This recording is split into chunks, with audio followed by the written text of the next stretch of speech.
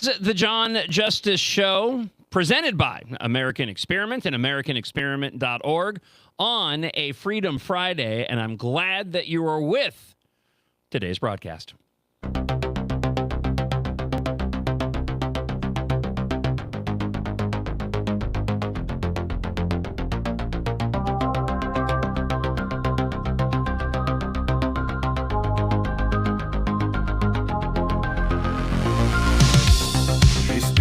Static waves at dawn, a voice that lingers when night is gone. Twin cities hum with stories spun.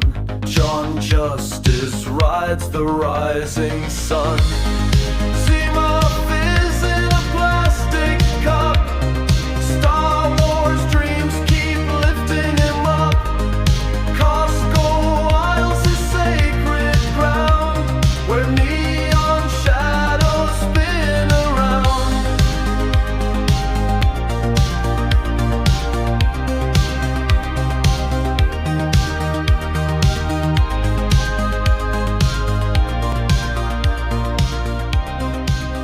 And welcome to a Dry Run Freedom Friday here on the John Justice Show, presented by American Experiment and AmericanExperiment.org. The show will, of course, officially launch coming up on Monday morning, 6 until 9 a.m. But you already know that because you listened to or watched Thursday's Dry Run show in the wake of the announcement taking place at the state capitol on Saturday for the Center of the American Experiment, America 250 block party. So you're aware of all of those things. I am your host, John Justice, and with me is Isaac, producer, who is helping us navigate all of making sure that the equipment works appropriately. This is why we test.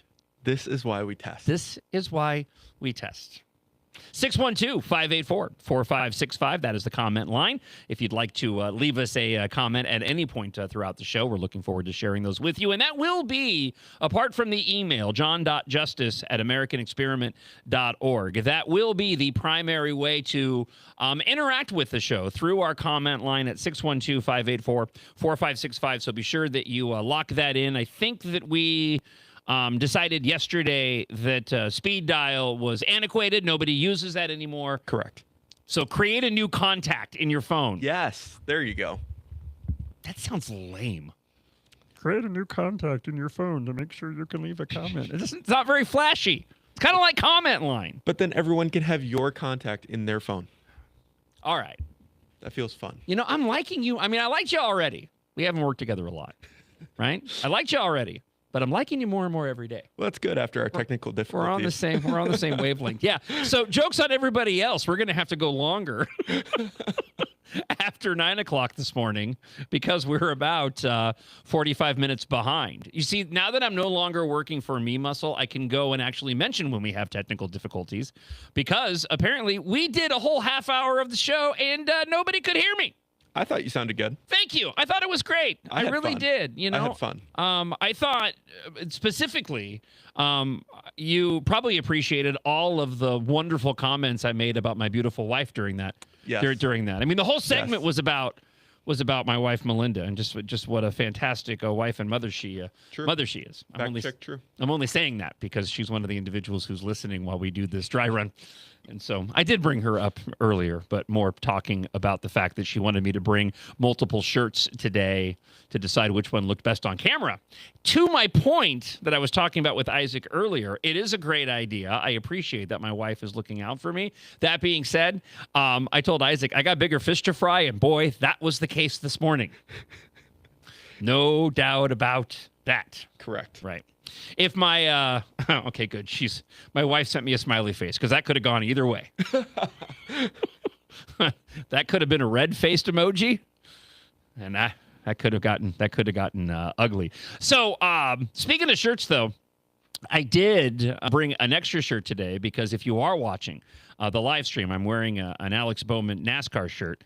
And that's because my favorite driver since Dale Earnhardt Jr. retired some 10 years ago is Alex Bowman, who announced yesterday that he is retiring from NASCAR following next season. So it's a little bit bittersweet for me, you know, like any a fan of any sport when a player that you love leaves the game, when a driver that you love decides they're going to retire. It's always one of those things that, oh man, what a bummer. But I get to enjoy him for another year and a half.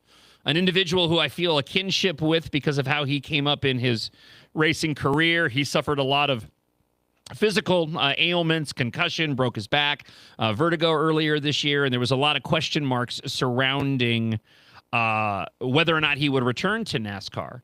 Another aspect of that, by the way, that I wanted to mention is we were discussing this earlier, but there's this thing in fandom now, and it's not exclusive to pop culture. You see it within news as well, but you see it in sports. There's this nasty turn in terms of fandom where people want to root for things to go wrong. Like, people are rooting for Avengers Doomsday to fail. I mean, it's just a movie, but this is where fandoms are. I mean, social media perpetuates this within the cultural zeitgeist. And the same thing rings true for NASCAR. And Alex Bowman has been sort of a favorite whipping boy among NASCAR fans for a number of different reasons. So there's a relatability for me as well. Especially, and I can use the example recently where we've been making the announcements in the run-up to the official launch of the show coming up on Monday, and the foes of the show have been coming out of the woodwork online as of late, which is really fun. You know, I don't care about you and your show, but let me go ahead and randomly comment completely unprovoked on the fact that you shared a logo on X yesterday, you loser. It's so weird. You know, for somebody who says they don't care, you certainly act like you care. And it's a nice logo. It's a beautiful logo. Thank you. Yeah.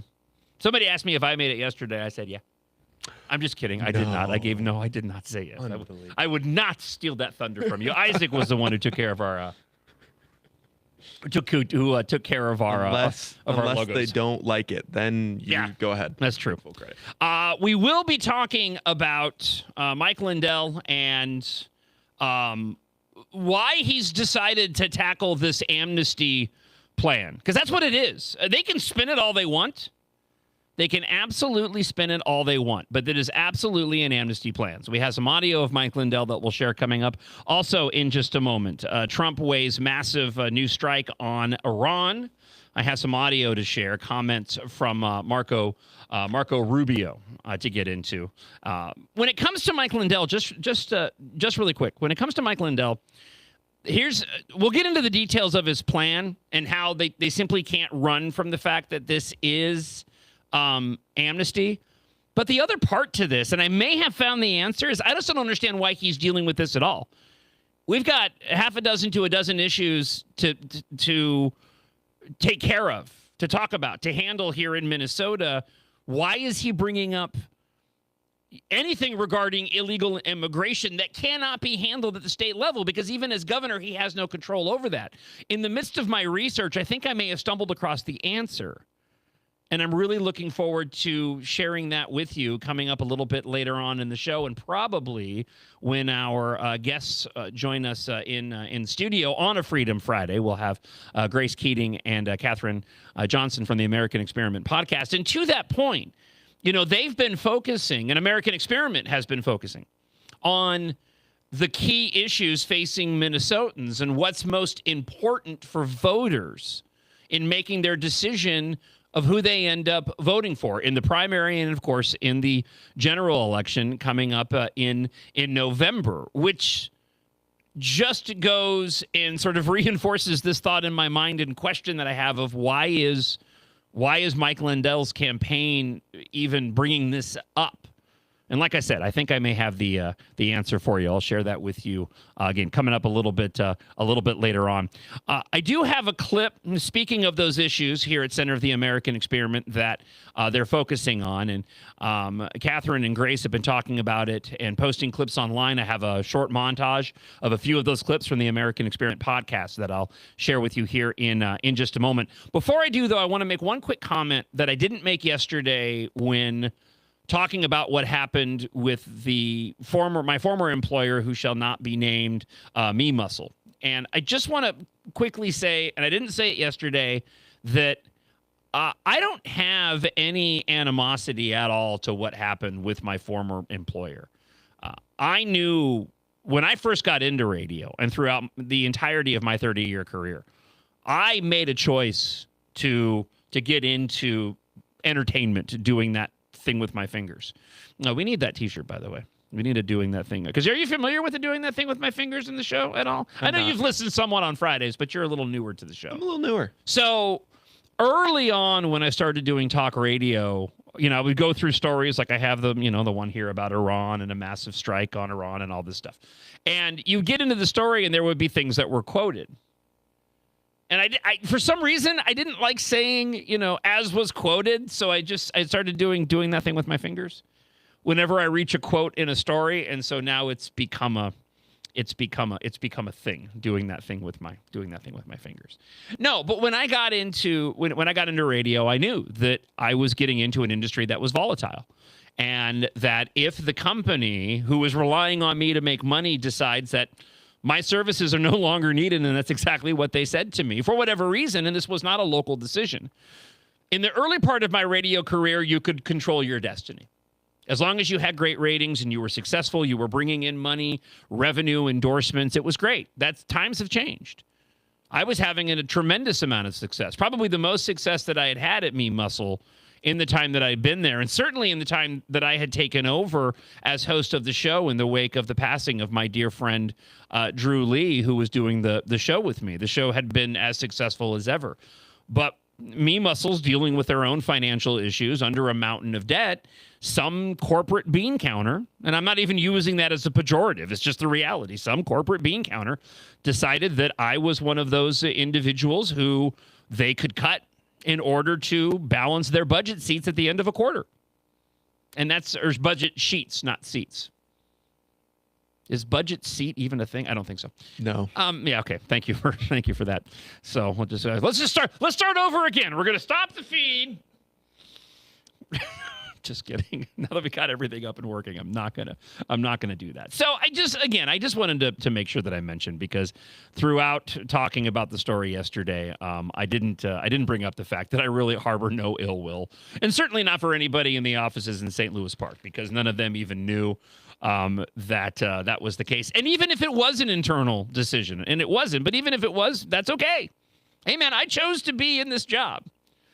That's 100% on me. Now, it's a completely different ball game here at Center of the American Experiment, because you let me go here and I'm going to burn it all down. Just joking. Everybody's just like, what? What has happened? I was joking with Grace yesterday, because we have to connect our program to do the show to multiple streaming outlets. Because I made a list. You're going to be able to listen or watch the John Justice Show presented by American Experiment on no less than 10 different feeds, which is pretty incredible. This is what you can do now. It's amazing. And I firmly believe this is where radio is going, as I mentioned on the show yesterday. But I had to get access to all of the Center of the American Experiment social media accounts, and I was joking with Grace because this was all one big ruse, so that I could just get access to all of the social media accounts, and I'm gonna sell them off to Drechos de Humanos and let them go and take over all your feeds. All right, coming up, we do have our guests in studio. Trump is weighing a massive news strike on Iran. Could be larger than Operation Epic Fury. And we'll continue the thought of why the media has gotten bored with the war, and then we'll dive into the issue of voting. Why is Mike Lindell tackling illegal immigration? I do not understand. But speaking of the American Experiment podcast, here is a montage of a couple of moments you might have missed from some of the more recent American Experiment podcasts with Katherine Johnson and Grace Keating, available at americanexperiment.org, here on the John Justice Show, presented by American Experiment.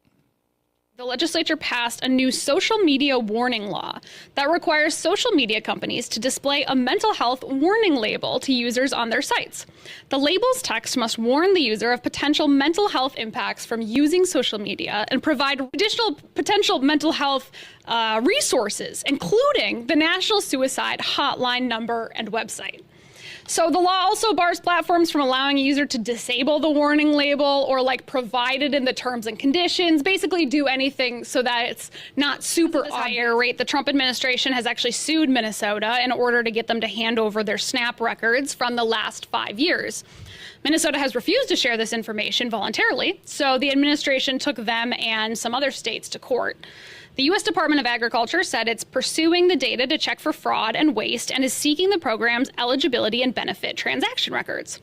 As Attorney General Todd Blanche said in a statement, the American people deserve a government that is transparent about how it spends their hard-earned tax dollars. We wanted to start off this week's episode with a little update from something we talked about last week, which was, of course, the Minneapolis bathhouse situation, which it sounds like are now legal in the great city of Minneapolis, right, Catherine? Woohoo! It was legalized, fully legalized, signed off by Mayor Jacob Fry on Pride weekend. We even have a clip of it to show you guys. Go ahead, Isaac. This is the bathhouse ordinance. Everybody ready?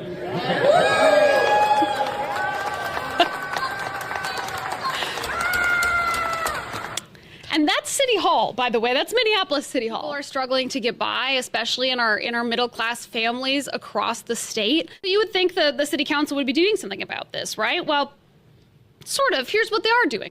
They entered into a $1.4 million contract with a firm to provide coaching and counseling between council members and Mayor Fry's office. Oh, boy. For executive coaching and mediation to improve teamwork. The city council is also continuing to reduce main roadways like Hennepin Avenue to 1 lane in each direction and eliminating parking to enhance bike and mass transit access. That should be great for businesses, right? Yeah, that it's should really be great for economic activity. They opposed ordinances on enforcement of livability issues such as loitering, begging, spitting on sidewalks, possessing drug paraphernalia, and what they call urban camping. Wait, so they stopped people from passing rules against those things? Correct. Ordinances on enforcement of livability issues such as loitering, begging, spitting on sidewalks, possessing drug paraphernalia, and what they call urban camping. Wait, so they stopped people from passing rules against those things? Correct. Like they're pro-loitering, They're pro-drug paraphernalia. homeless encampment. I'm not kidding. Again, great for economic activity. This Right. is really going to make Minneapolis like a thriving hub that people with children want to visit and spend their money at. Last but not least, they hosted the first ever transgender drag show in Minneapolis City Hall to honor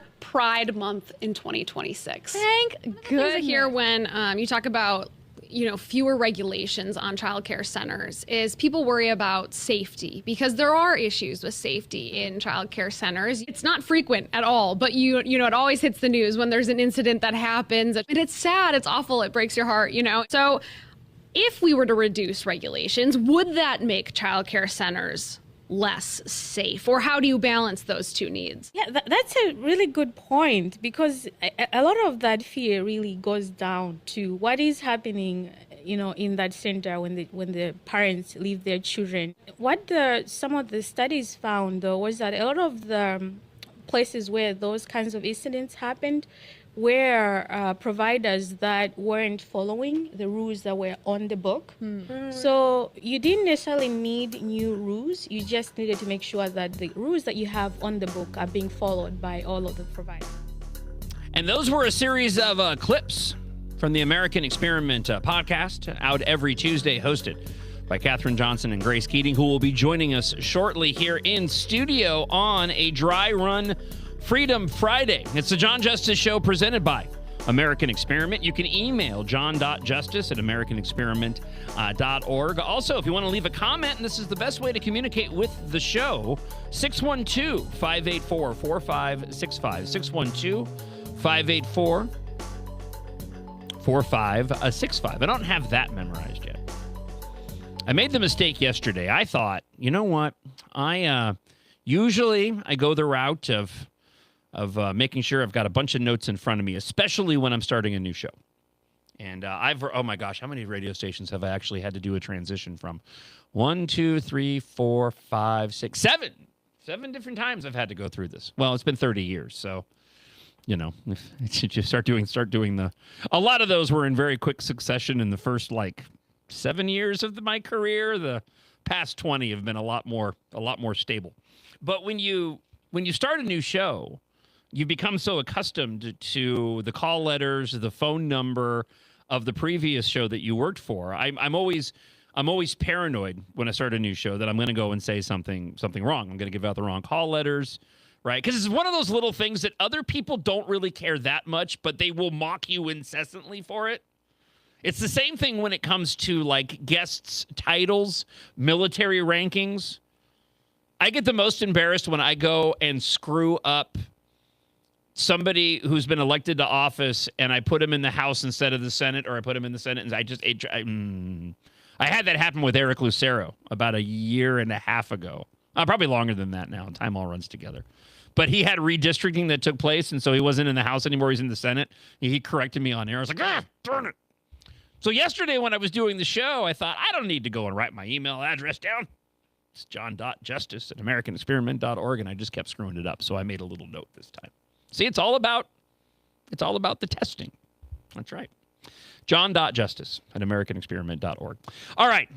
Yesterday we spoke a bit about, and again, you're going to be enjoying this podcast and show after the America 250 block party at the state capitol. This will be posted on Saturday afternoon. So who knows? We may have, bombed the bejesus out of Iran by then, and this story about Trump weighing a massive news strike might be completely irrelevant. You could be listening right now to me giving you details on how President Donald Trump told Axios on Thursday that he's considering a massive attack that could be even larger than Operation Epic Fury. You could be listening to this right now in the wake of having us dropped a nuclear bomb on Iran.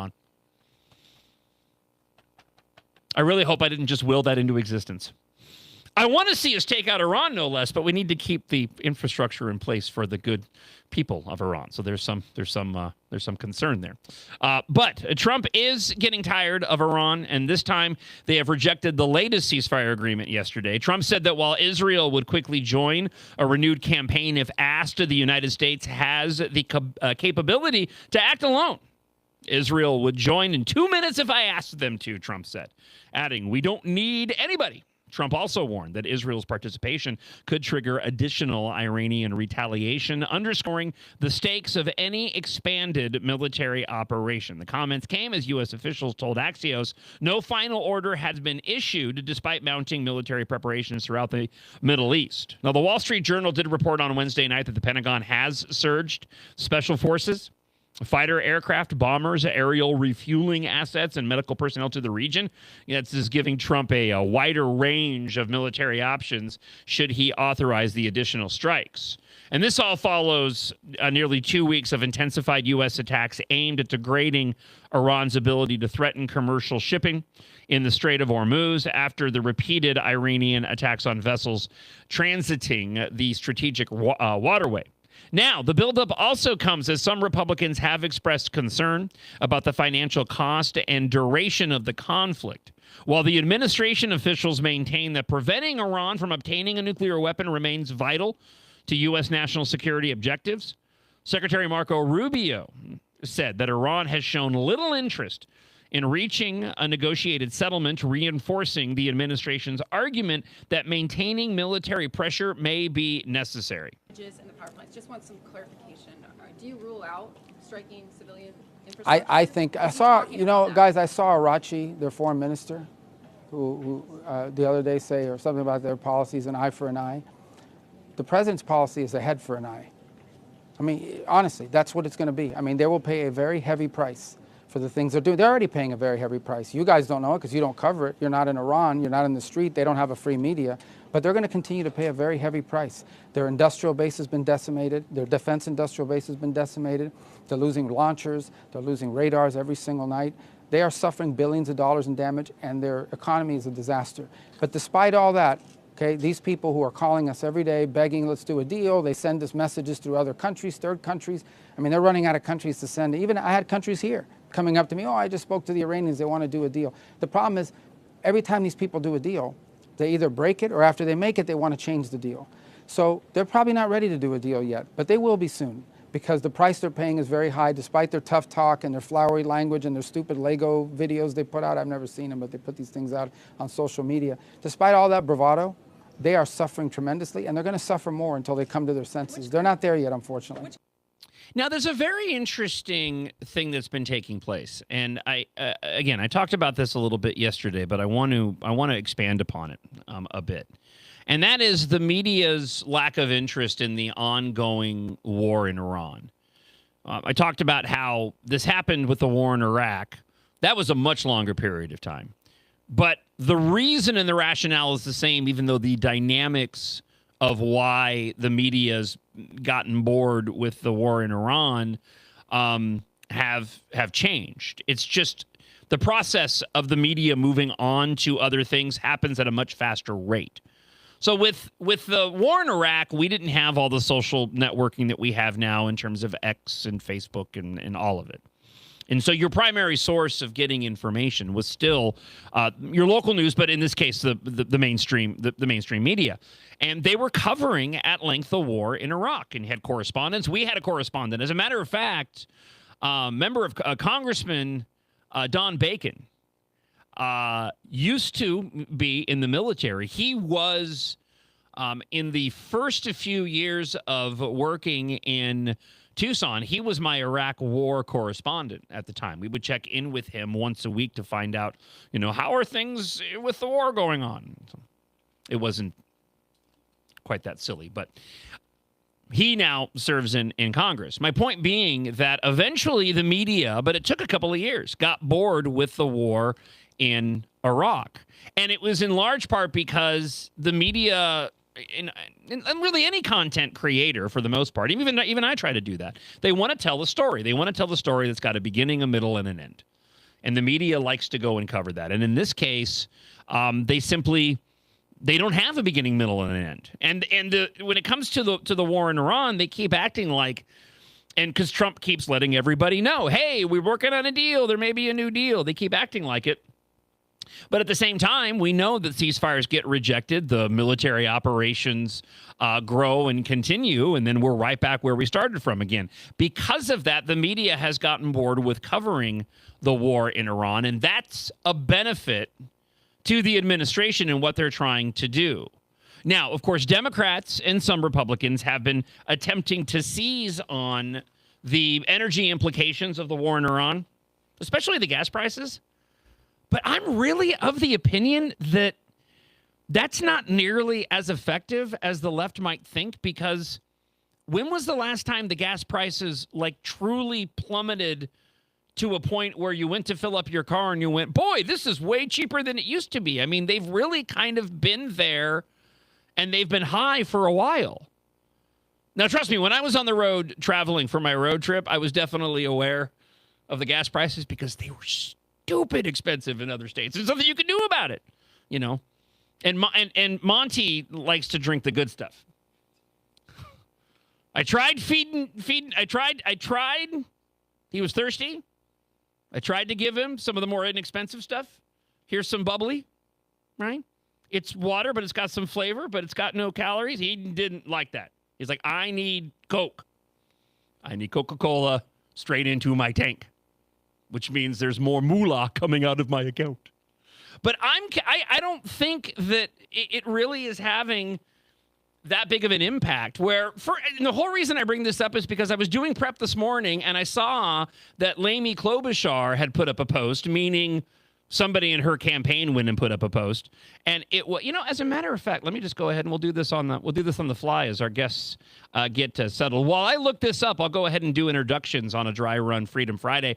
Joining us in studio, may look like they're in a completely different room, but they're not. They're right here in front of me. We've got Katherine Johnson and Grace Keating. So while I look up Amy Klobuchar's comment here, good morning. Good morning. Welcome to the show, you two. Good morning. So happy to be here. And everything's working, and you can hear me just fine. Yeah. Yeah, we couldn't. As it has been all morning, John. What are you talking about? That's right. I'm going to be like my former boss. Don't ever complain. People that are tuning in now don't know you had a problem. That's a good point, actually. Oh, here it is. I found it. Amy Klobuchar. As Trump continues his illegal war with Iran, Minnesotans are paying the price at the pump. Higher prices mean higher costs for families, small businesses, and farmers. We need leaders focused on lowering costs, writes somebody within the Senator of Small Things camp. So am I completely off the mark here? I feel like this is This is believed to be a good talking point to push back against Trump. But at the same time, I don't know about you guys. For me, I haven't seen like a dramatic drop at all. Not in a negative way, but in terms of gas and all that. I go like, okay, I haven't really noticed the change at the price at the pump. So I don't know how effective those types of criticisms are. Do you guys have any thoughts on that? I haven't really either, but I do think in general, everyone is feeling higher prices. Their income is going not as far. I mean, and a lot of that, when we're here in Minnesota, has to do with our state policy, right? You know, and people don't necessarily know that. You know, they just see what's happening in their wallet and they blame the president. And, you know, yeah, he takes some credit for some of that as well. I mean, I think a lot of what happened during COVID really takes the credit, you know, pumping all that money into the economy. But it is a point that I think lands with some people that things feel less affordable than before. But honestly, no, I haven't seen a huge difference in gas prices on my end anyway. Grace, did you have any thoughts on that as you're putting fuel in your car? Are you even looking at the pump and the price, or are you just kind of putting it in there and I'm paying for it? I try not to look. Okay. If I'm being honest. You know, ignorance is bliss a little bit. Well, you know, and maybe I'm actually going to kind of contradict myself here for just a moment because, Catherine, you brought up a good point. I think for those that are paying attention, for those that are engaged in politics on a somewhat regular basis, I mean, not like all of us, we're kind of all, you know, wonks about all this because of the nature of what we do.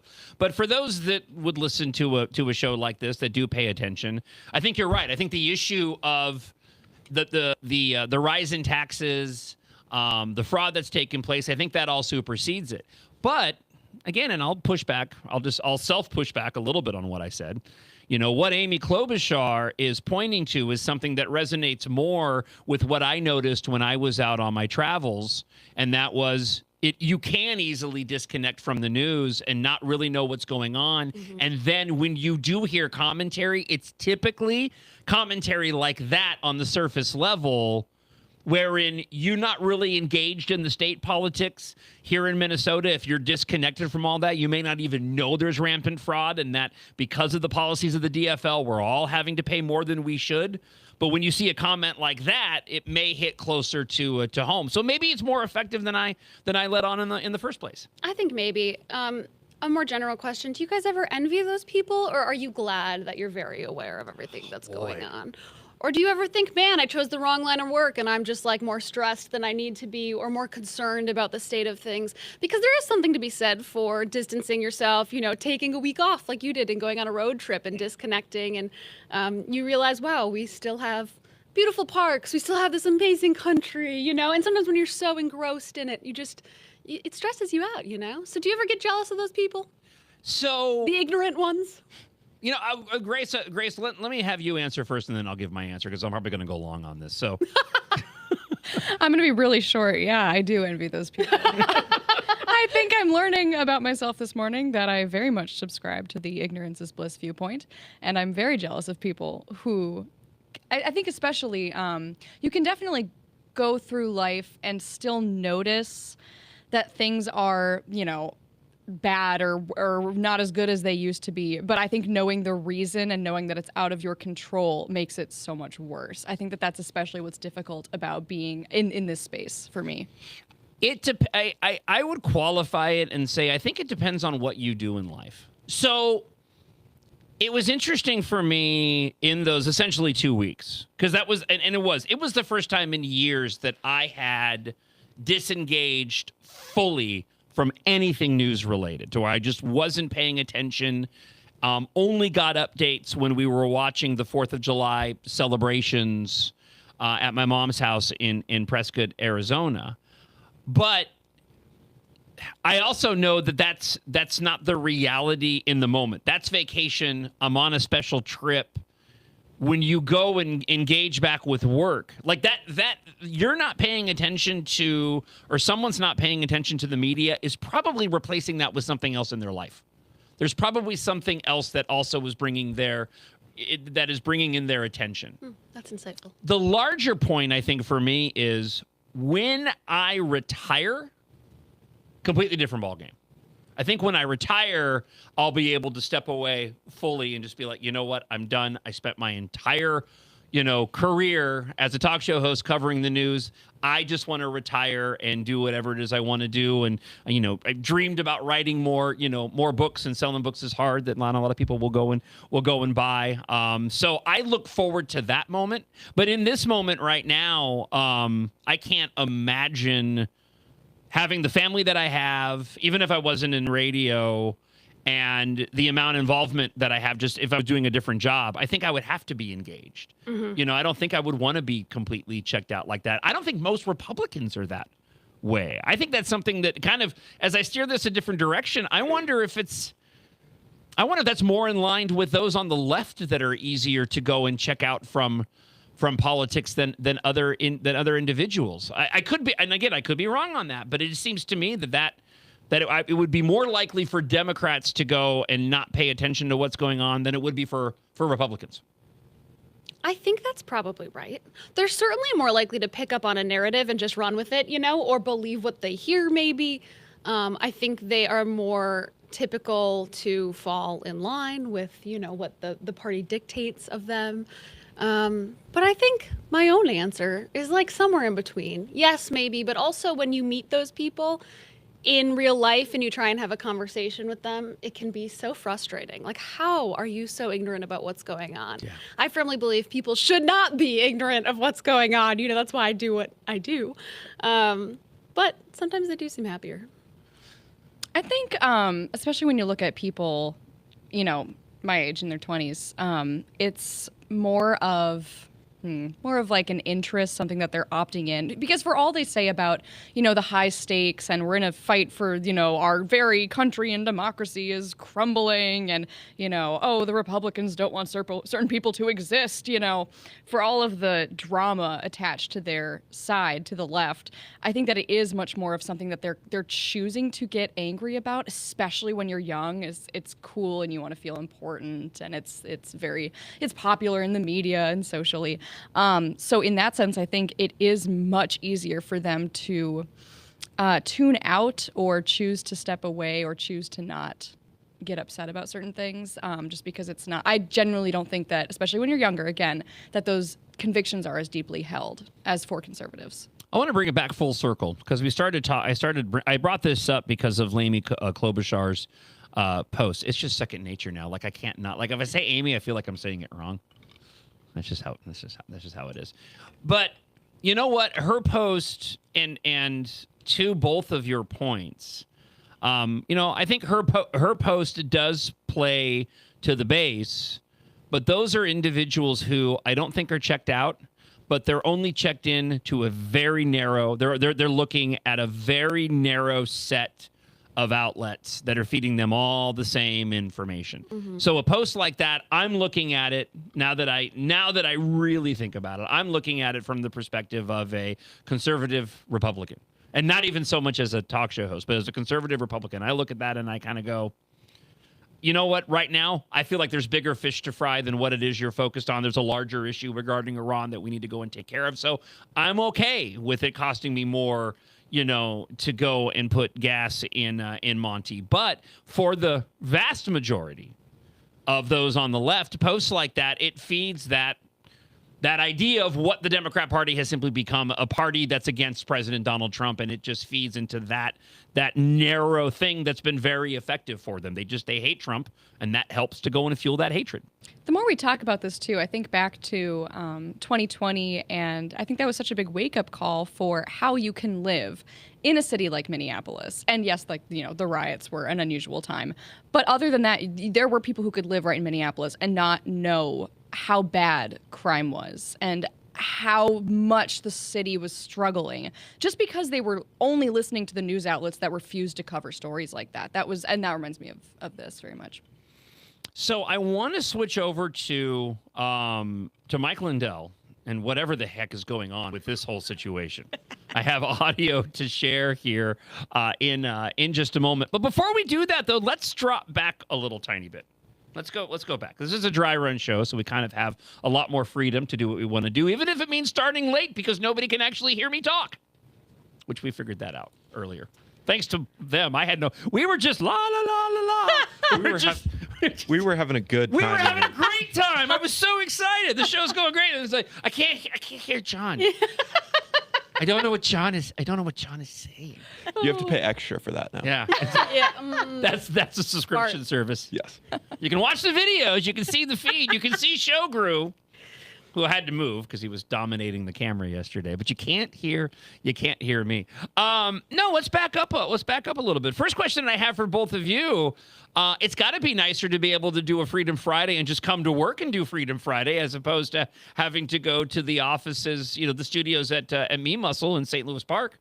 It's nice. It's pretty nice. It's a little closer for me. I like it. We can just stay here afterward. Although I used to always drive through Caribou afterward.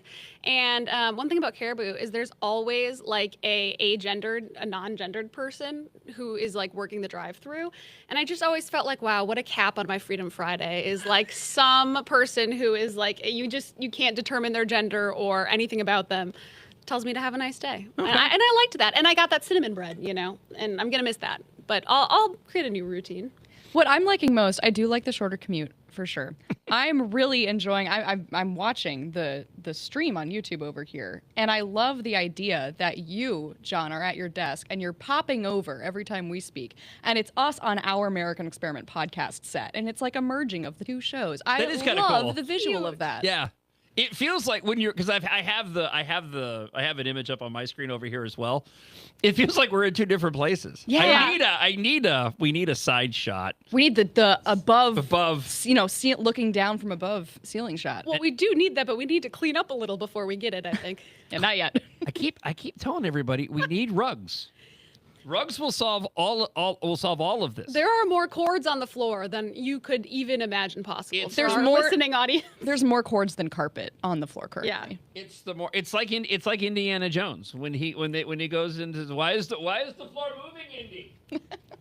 Snakes. Why did it have to be cable? Why did it have to be cable snakes? So I want to take this moment and just say thank you to the three of you and everybody for helping to put this together. And when I say this too, I really mean this behind me as well, because holy cow, that was a project. That was a labor of love, is what that was. Yeah. So no, it's all fantastic. It's beautiful now, by the way. That's great. If I do say so myself. We taught Grace how to use a caulk gun. That was pretty fun. Yeah. That was a learning experience. Oh, there are some listeners that will love that. She bought and I throw no stones, okay, because I would do the same thing.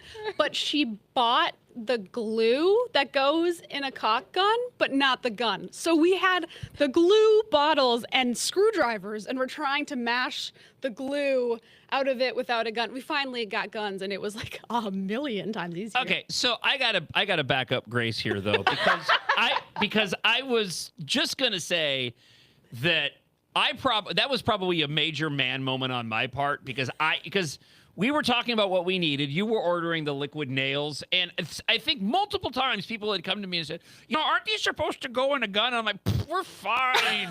It's fine. We'll just squeeze the bottom and we'll just make do. And I was completely and totally wrong. Okay, so it's your fault. It's my fault. Worse. It's 100%. That's worse, John. It's 100% my fault. It's 100%. I'm the one that initially stuck the screwdriver into the top of it to get it to come out. And I'm like, you just push it up like the yogurt push-ups. Just push it on up from the bottom and use a... Oh, we tried valiantly, but that was not going to get us through the 150 plus panels that are on this wall. It didn't work. It didn't work. So I had mentioned that if all this goes south and everybody can just become carpenters, we already have all the tools necessary to go and do that. All right, let's take a real quick break. I want to share some audio. If you follow me on social media, JON, John Justice, whether it's Instagram, TikTok, or on X, I have been putting up some clips throughout the month that you might have missed. I would encourage you to head online and follow and subscribe to all of us, especially Center of the American Experiments social media accounts as well. But here is a short montage of some clips from over the month that I posted online in the middle of not only traveling, but also preparing to launch this show, the John Justice Show, presented by American Experiment. I'm looking at a headline from Fox 9 here in Minnesota. Through the years, a decade's worth of investigating fraud in Minnesota. That's the problem. It's been going on for a decade. And yes, there's been a lot of investigations. And yes, a lot of media outlets have done investigations. Typically, they wait until the peak outrage is over. They ignore the louder voices against this because they don't want to amplify any negative messages for Democrats. But what happens is you have some people that are held accountable. Feeding Our Future was just too big to be ignored. The federal government had to come in and go and handle that particular fraud program, $250 million, which at the time was the biggest COVID era fraud that has been perpetuated across the country, and it is a pittance compared to what we are faced with now. So what's happened in the 10 years, the decades worth of investigating fraud? Nothing. It's exploded. It's gotten even larger, despite a handful of individuals being held accountable. And that's the point. Because, see, whenever these different fraud stories in various government-funded entities emerges, typically you'll have a Democrat or Governor Tim Walz come out and assign some new task force or some new czar or some new individual that's beholden only to him. He says that I'm going to do this to go and take care of it, or a handful of people are prosecuted. All of it is just enough to stop the coverage. Just enough to quell any outrage that might be occurring on the Democrat side, because the outrage has always been there on the Republican side. And the cycle just continues over and over and over again. Right now, we are looking at a watershed moment here in Minnesota. We're beginning to finally realize the scope of the problem, which is even larger than I think most people even realized, beyond our wildest fantasies of how much this fraud has grown. If we're going to tackle it, it needs to be tackled now, this year, or else the state is done for. The hot takes on the recent news regarding Minnesota's paid family medical leave are about as stupid and ridiculous as I would have expected. Now, I've been checked out a little bit. I'm currently on vacation. We're getting ready to hit the road from sunny Southern California, heading back to Minnesota. So I'm re-engaging in local news, and I see that paid family medical leave is running 19% over projections. Now, that's better than what John Phelan at Center of the American Experiment had been projecting. It was running ahead about 32%. But it's still not good. Representative Max Reimer said months ago on the show that it's probably already out of money, and it's right, and he's right. And the hot takes that I'm seeing are individuals going, well, these projections show that this is filling a need for Minnesotans.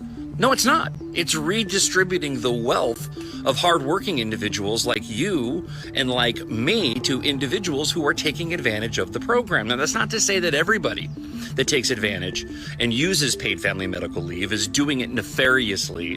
But the truth is, individuals that need to take time off already had options to go and do that. Options that didn't take money out of my paycheck and your paycheck and redistribute it to go and give to somebody else. Sick days, vacation days. I know I've had 3 open heart surgeries, and I was able to go and take time off through my various jobs. I never needed paid family medical leave. This isn't filling a need.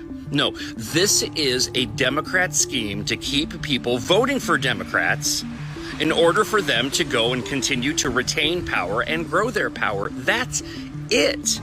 And this is why you need to make sure that you do everything that you can personally to support the candidates and the issues that matter like this, so that we can get real change in Minnesota later on this year and put people in positions of power that'll do something about this horrible scheme to redistribute the wealth of hardworking Minnesotans. This is a joke, and ignore those ridiculous hot takes. This isn't a need that Minnesotans had. This was a need of Democrats in order to continue to try and win elections. Hey, make sure.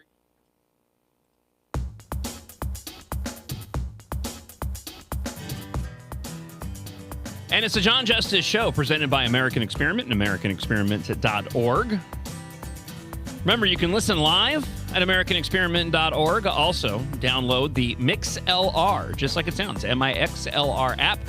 Find the John Justice Show presented by American Experiment there. And we'll be streaming live on multiple YouTube pages, Center of the American Experiment, my personal YouTube page, along with Instagram, X, and Facebook, and Rumble.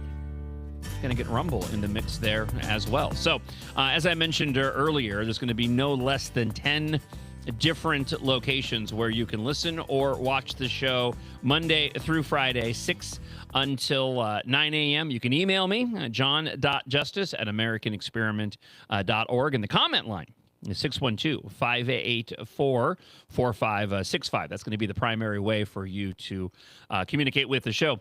It's a dry run show, and it's a dry run Freedom Friday in studio. And completely unaware we will be talking about news items today is Katherine Johnson and Grace Keating from Center of the American Experiment. Oh, hold on. Good morning. There we go. Good morning. It's a dry run, everyone. Isaac's over here pushing buttons. Pushing a lot of buttons. Still figuring them out. Working out all the bugs. You know who else is working out the bugs? That would be Mike Lindell and his campaign. What the heck is going on? I do not understand why. I feel like Mike Lindell didn't expect that his amnesty plan was going to raise such a ruckus. I have audio to share. I have the story here, and we'll give you the details of what this plan entails. But for some, and I could be wrong, because I think I may have found I think I may have uncovered. I just was doing my prep, and I found some stories relating to the fact that apparently there are multiple congressional Republicans that are pushing various types of amnesty bills, just like Mike Lindell is. So I feel like this is there's something larger at play in all of this, but at the same time, I also wonder if this was just something that he had in his head during this interview, made the comment, this is what I want to do, and not realize that this was going to go and cause major consternation among Republicans. And so before I get to the audio, I want to let Grace and Katherine sort of weigh in on this. Just what do you think happened here? Do you think this was supposed to be a major policy plan, an idea for Mike Lindell's gubernatorial campaign? Or do you think that this ended up exploding and now he's kind of stuck in a moment and he can't get out of it? I don't know. It's the definition of unforced errors. I mean, why did he say anything at all about this issue? But I think you might be right, John, because he was in that interview, I think with Esme Murphy, maybe? Was that right? Yeah, I have the audio here in just a moment. We'll play it. He was talking about it, and by the time it caught on, it was maybe weeks after the interview actually aired. And so I don't know what else he said in this interview. Maybe people just seized on this moment and he thought like he had to respond, but he should have just said, you know, as governor, I'm not going to have an immigration plan. I'm going to follow what the federal government tells me to do, right? Yeah. Like that's what you should do. But instead he was like, no, I will launch my whole own plan. It'll be generated by AI. It'll be beautiful. It's like, what are you doing? No, shut up. Just say Trump's in office. I'm going to do whatever he says. That I agree with that wholeheartedly. If nothing else, this should be a lesson to every state level candidate to just stay in your own lane. Don't verge into issues that you don't have to deal with, that you don't have to talk about, and open yourself up to saying something that I would consider a little dumb. Yeah. Oh, hold on one second. Here's what I propose is I want to make conditional non-resident visas. And this would be, I'm going to actually talk to the president about this, but I want to start with Minnesota. These conditional non-resident visas, you would have 6 months. Anyone's here that is an illegal immigrant comes in, you get checked in the courthouse, you get fingerprinted, you get checked in to get this conditional non-resident visa. Now you have 6 months to do that. You're not a citizen, but you don't have to leave ever, as long as a couple of things happen. One is you can't commit a crime be convicted of a crime of a gross misdemeanor or better. Right now we have 1,300 people in Minnesota that are in our prisons that are illegal. We pay $110 million a year to house them. They need to be shipped out. Okay. Yeah, but the president is not going to go for this. Let me finish the plan, Esme. So you have this, and now at the end of the 6 months of these people, in what world are we suddenly giving Esme Murphy credit all of a sudden? You got to be, and I have the video still up, and I'll continue it here in just a moment. But yeah, you got to be a special kind of Republican if you actually end up making like Esme Murphy coherent. You're doing something wrong. And let me just say before I continue, because I'm sure there are people that are getting really upset right now. There's a couple of things that can be true here, okay?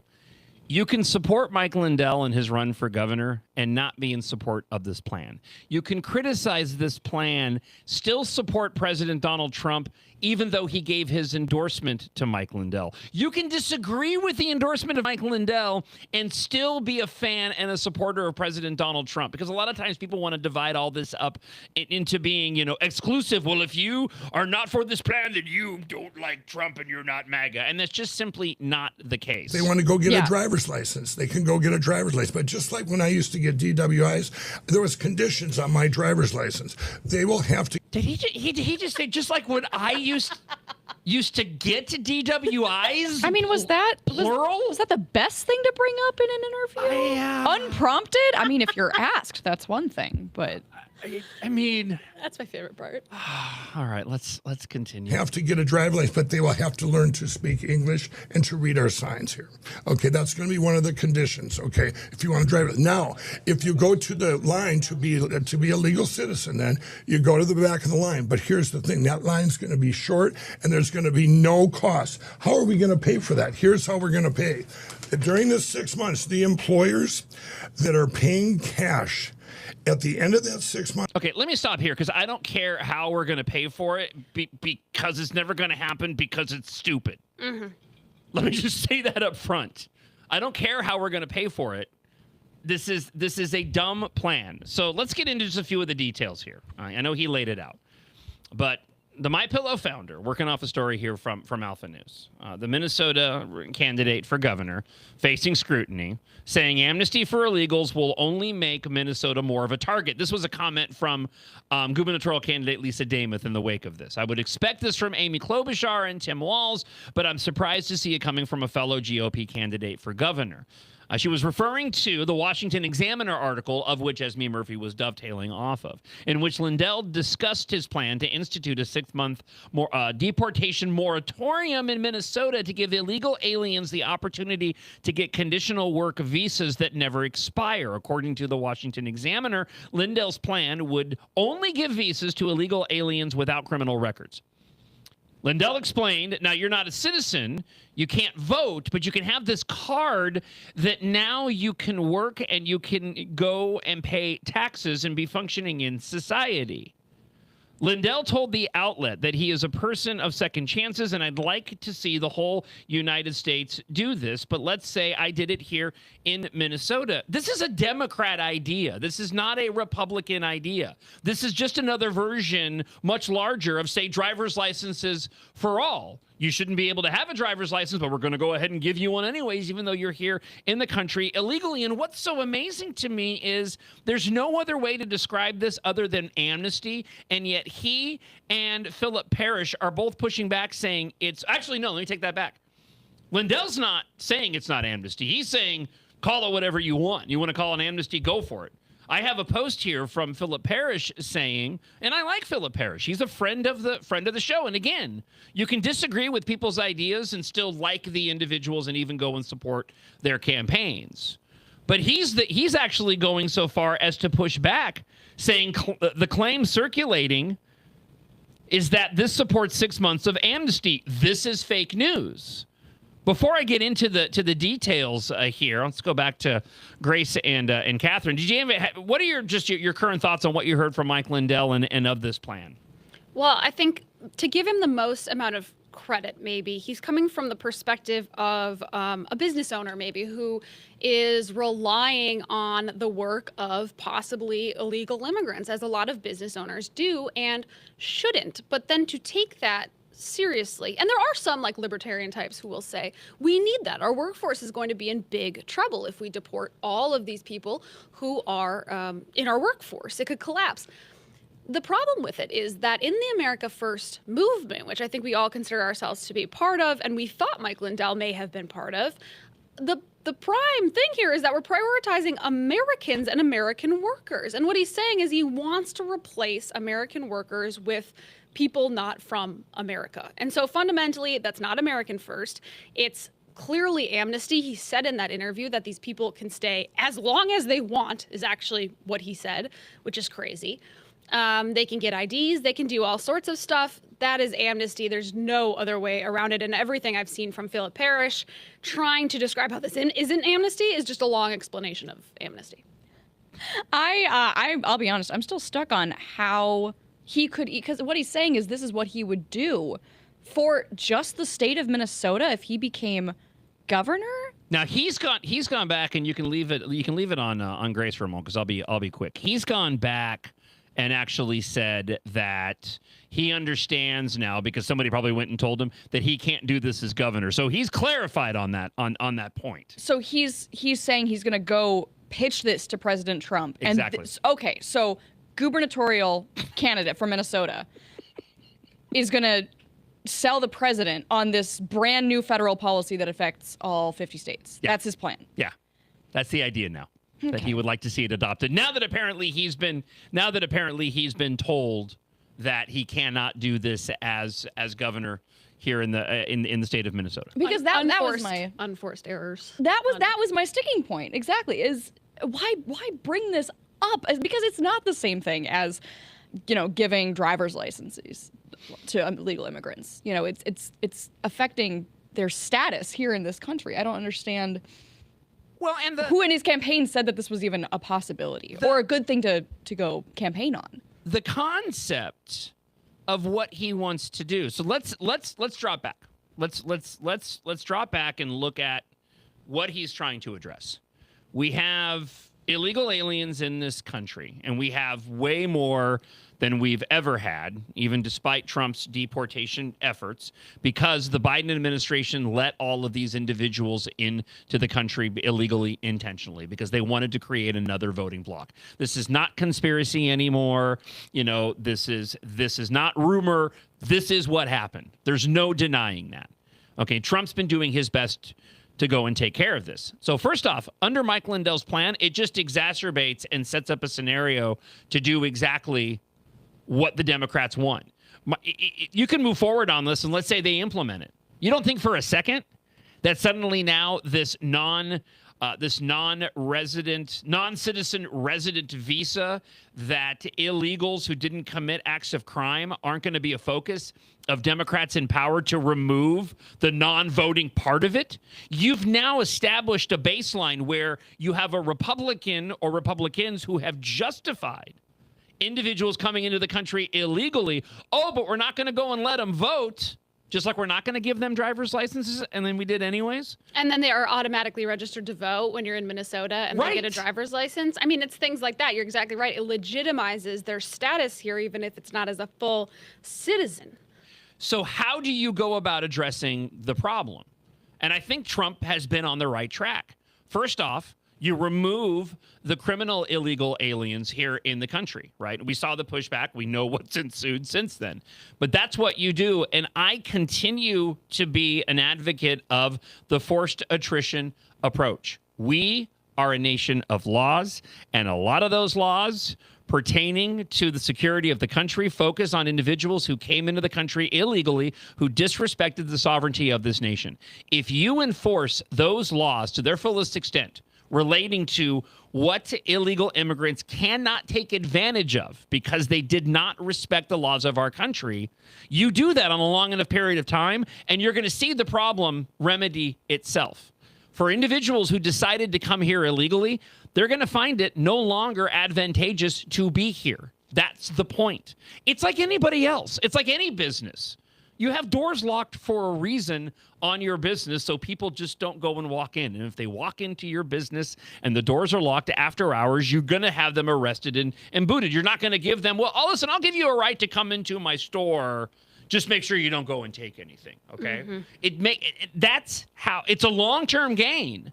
But all this does is go and establish a baseline of justification for individuals who did not respect the laws of this country in the first place, which makes it so ridiculous that they're even attempting to go and spin this as anything other than amnesty.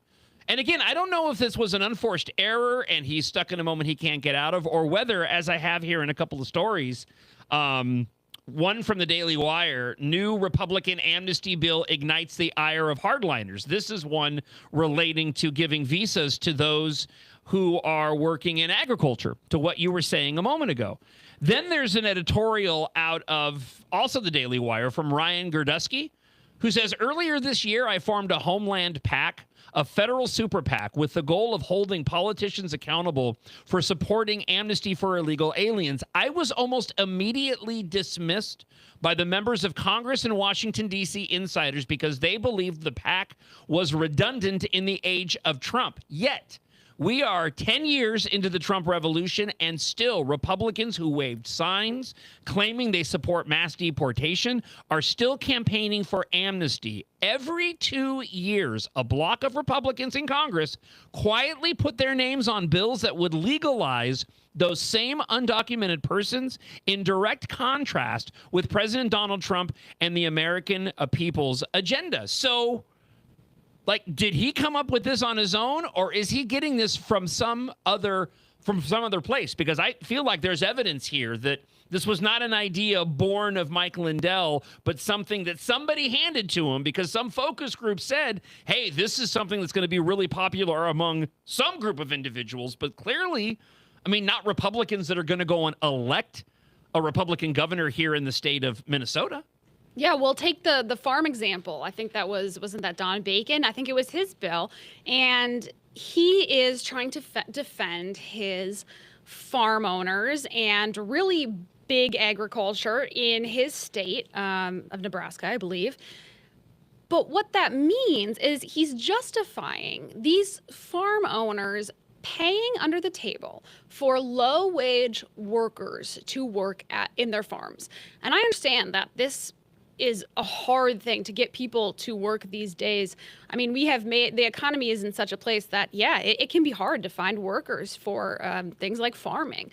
But we cannot rely on people being paid under the table, low wages in this kind of lower class sort of thing. That is not moral whatsoever. And so for people on both part of the right and the left to be defending that, I think is really kind of crazy. I mean, we can maybe address those problems in other ways, but seriously, this is what they're fighting for.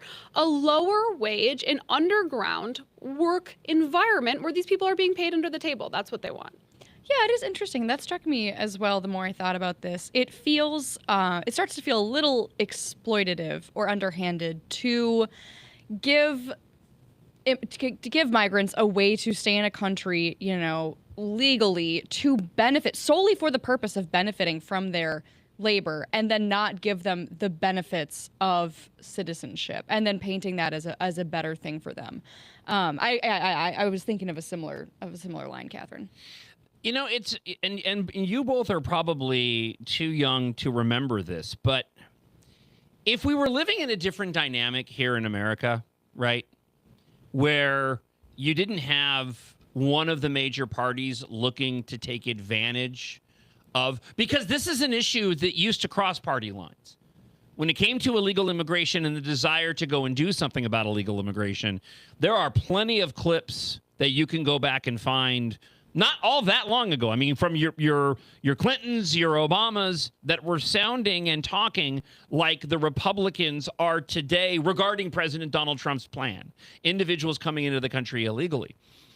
What this reminds me of, though, is going back to Reagan and '84, when Reagan was focused on the individuals coming into the country for agriculture and offering a pathway for individuals in an exchange for shoring up security at the border. And once again, back then, we didn't end up getting security at the border.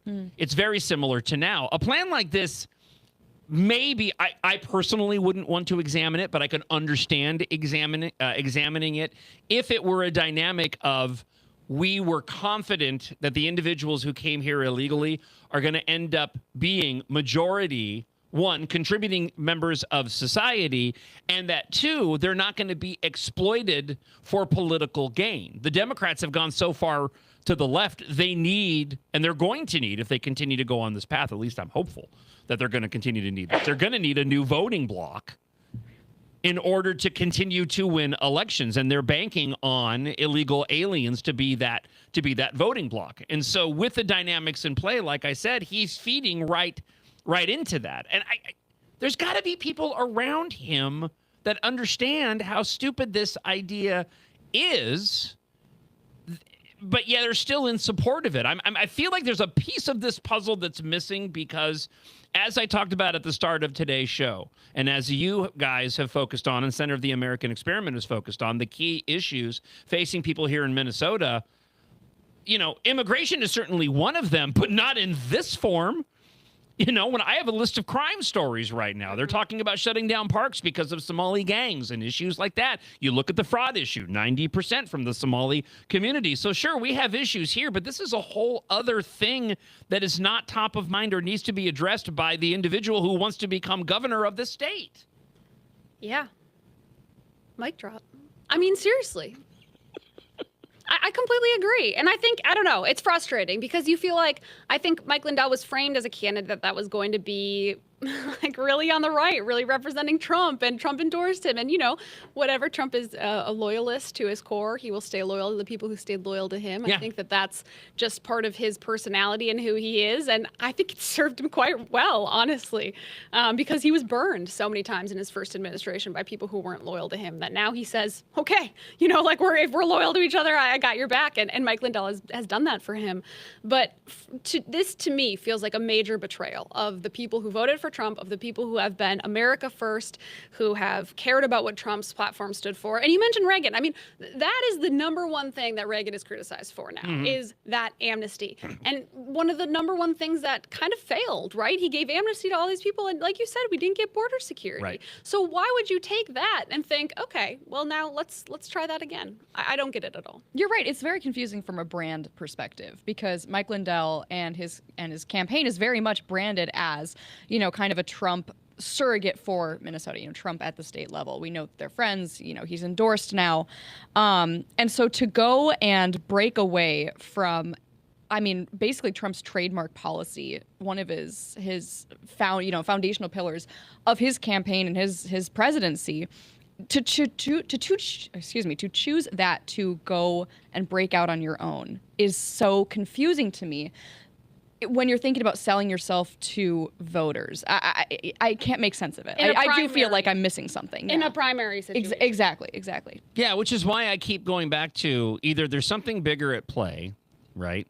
And I know he's doing well in some of the polling. I question whether or not he can still win this primary. Maybe it's possible. If anything was going to doom those chances, it would be this particular issue. Or again, if it was just something that he talked about that people grabbed onto and that suddenly exploded before, and now he's just doubling down on it. It won't relent from it. I'm not sure. And it's interesting to me because, and as I mentioned before, Philip Parrish, he's a friend of the show. I've had him on the show. I know he listens. Hopefully he'll listen to the new version of the show as well, despite what I'm about to go and say. But in this post that he put up overnight, let me go through this really quick. It says the claim circulating that Mike Lindell supports 6 months of amnesty, doing that thing with my fingers. He says this is fake news. What he actually says was fingerprint them, document them, vet them, so the government finally knows who they are. So amnesty. Because why are you doing all of that? And then letting them go into the country, right? Right. That's amnesty. Right. I'm not so concerned about knowing who they are. I would just like them not in the country unless they want to apply to come in legally. Yeah, doesn't that seem like the government is endorsing their presence here? Yes. So he goes on to say, right now we don't even have their fingerprints. That is the chaos that has enabled the tragedies, the trafficking, the exploitation, and the underground economy for decades. Criminals, immediate deportation. No pathway to citizenship ever. No voting rights. Again, so amnesty. You're just talking about, you can be, and what I would say to Philip and what I would say to, I actually think Lindell, when he made the comment, call it whatever you want, was probably on a better path. Because Philip here saying that he's supporting 6-month amnesty is fake news. All I'm reading is justification for calling it amnesty, because that's what it is. You're deporting criminals, but not individuals who came here illegally that aren't criminals. You're letting them stay. What else do you want to call that? And what's interesting, though, he puts towards the end of the piece, and I want to get to the middle part here, but let me jump to the end, because he says, you come into the United States legally, after he breaks down these other different points of why he believes this is fake news.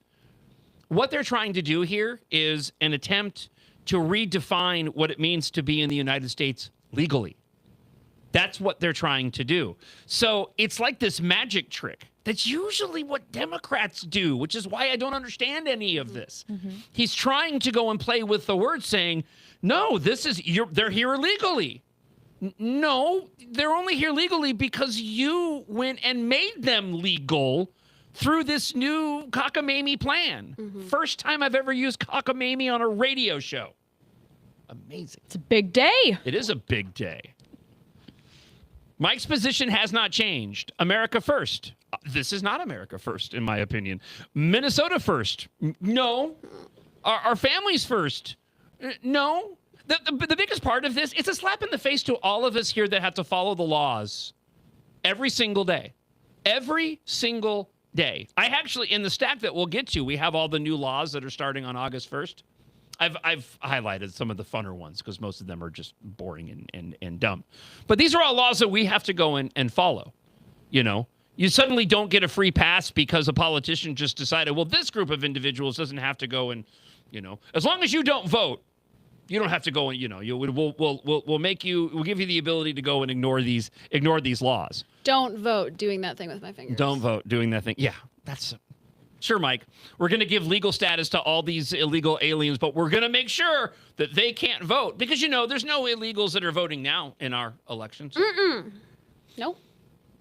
There's no countries out there that are trying to take advantage of us, you know, like Trump didn't hold a press conference last Thursday talking about China's influence here in the United States, that everybody just conveniently ignored the fact that we had a major foreign adversary that has been directly peddling in propaganda, stealing voter information data, you know. But don't worry, we're going to legalize millions of individuals who came here illegally, but they'll never be able to vote. Give me a break.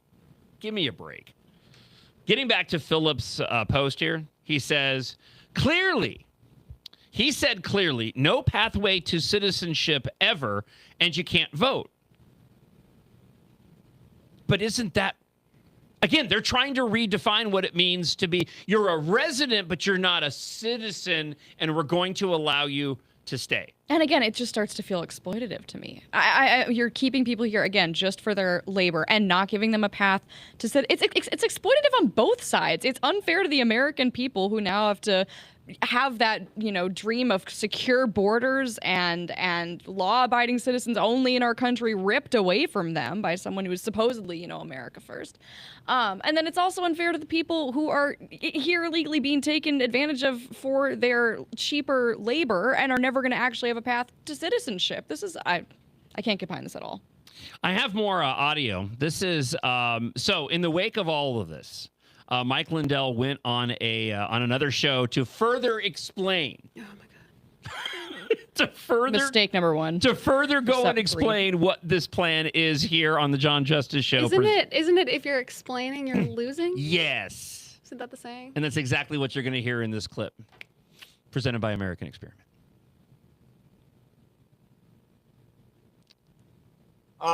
Different one, Steve Bannon did a big post going, you know, what I have to look into this. This is you know, it hit me from every direction. It was trending, but I'm doing a big speech. I was up in Sauk Center, Minnesota, with one of our biggest rallies with CNN there, which they probably thought it was funny. It's out there going viral, and I can't even defend myself and talk about it because I'm at a rally and I'm there and I'm going here. I explained the whole thing in detail. I wanted to work something out where we could get these illegals documented, fingerprinted and stuff, because if you have them in the system, are you ready, everybody? Then they can't vote. If they vote, you've got them right there. You got them fingerprinted. You've got all their info in the system. All of a sudden, they show up on the voter roll and they vote. You're out of our country. That's it. You don't get to be here. Working here's a privilege. So when I had outlets like I had Esme Murphy, that was a month ago. There's soundbiting clips out of there when I was asked what I would do with ICE in Minnesota. And let me pause it. Let me pause it here really quick. I understand the concept, but he's completely missing, again, one, it's amnesty. Two, the majority of Republicans are never going to go along with this. And 3, the Democrats would go and exploit this in a heartbeat, even for as admirable doing that thing with my fingers as this might be. I understand his point. He wants individuals coming out of the shadows. He wants them documented. That way, he believes we can stop them from voting in our elections. But that ignores those other 3 points. It's completely void of reality.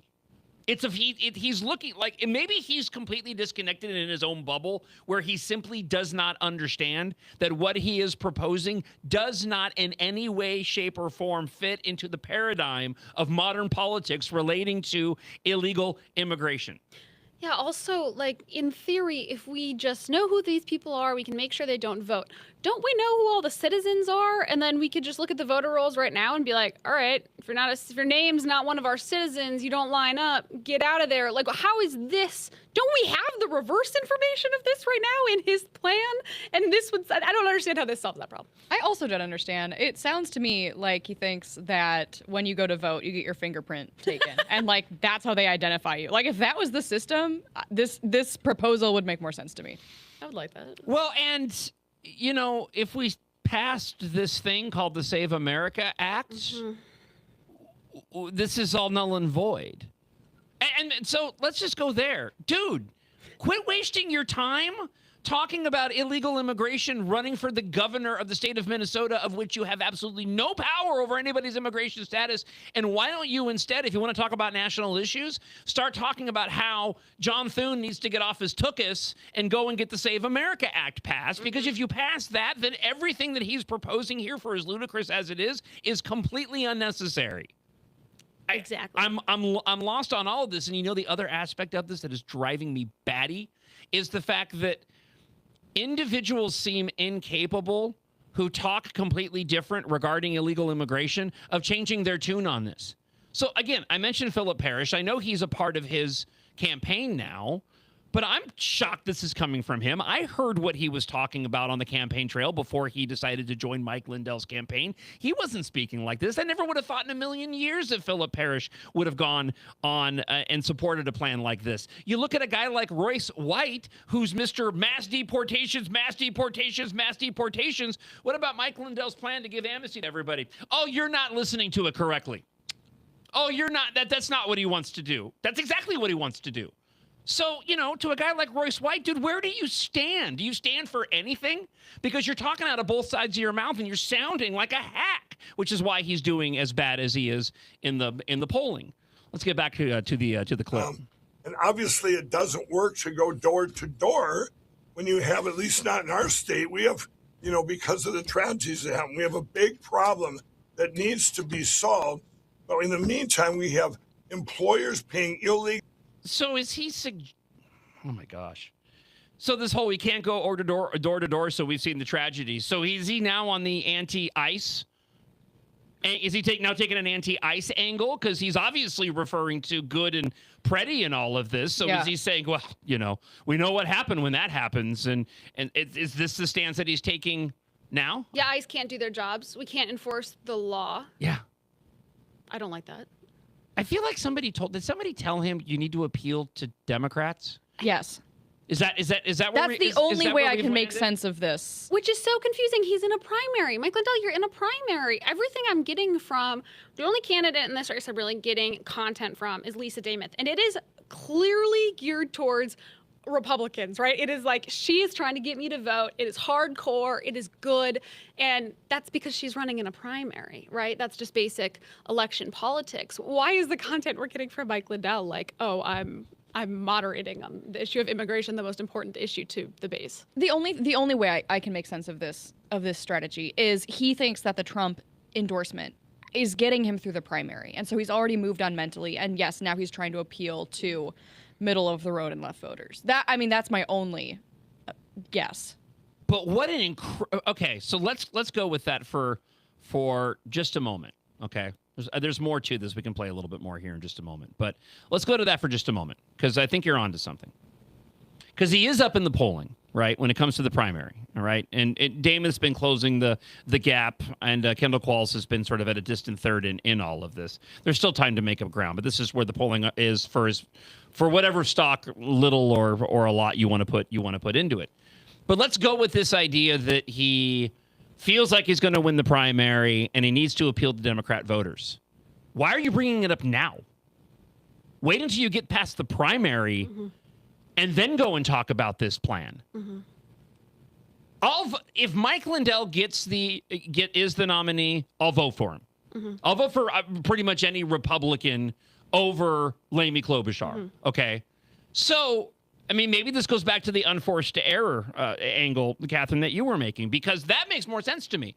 So you're now the nominee for governorship of the state of Minnesota. You need to rally Republicans to your cause. Now, you may tick off a lot of them doing so, but they're still going to vote for you.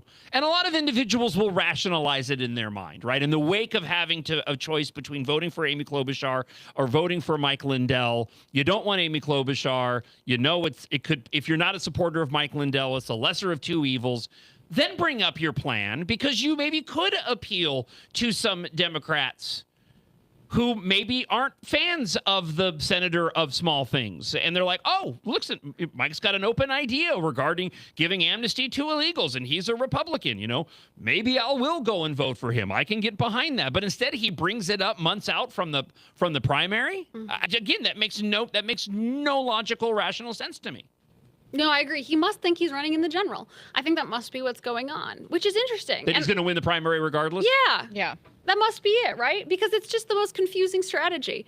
And again, I just am so confused why the only person I'm hearing from on my end, on my social media, coming to my house, is Lisa Dameth. Where are the other people trying to win over my votes? I've been undecided for a while now about, both of these races. And I really like basically all of the candidates that are involved. And I feel like the only person who is asking for my vote has been Lisa Dameth. And I don't know if that's a money thing, and I don't know if that's what that is, but she's running a good primary. And I don't hear anything from these other people. Mike Lindell's never sent me anything. He's never tried to get my vote, and now he comes out with an amnesty plan.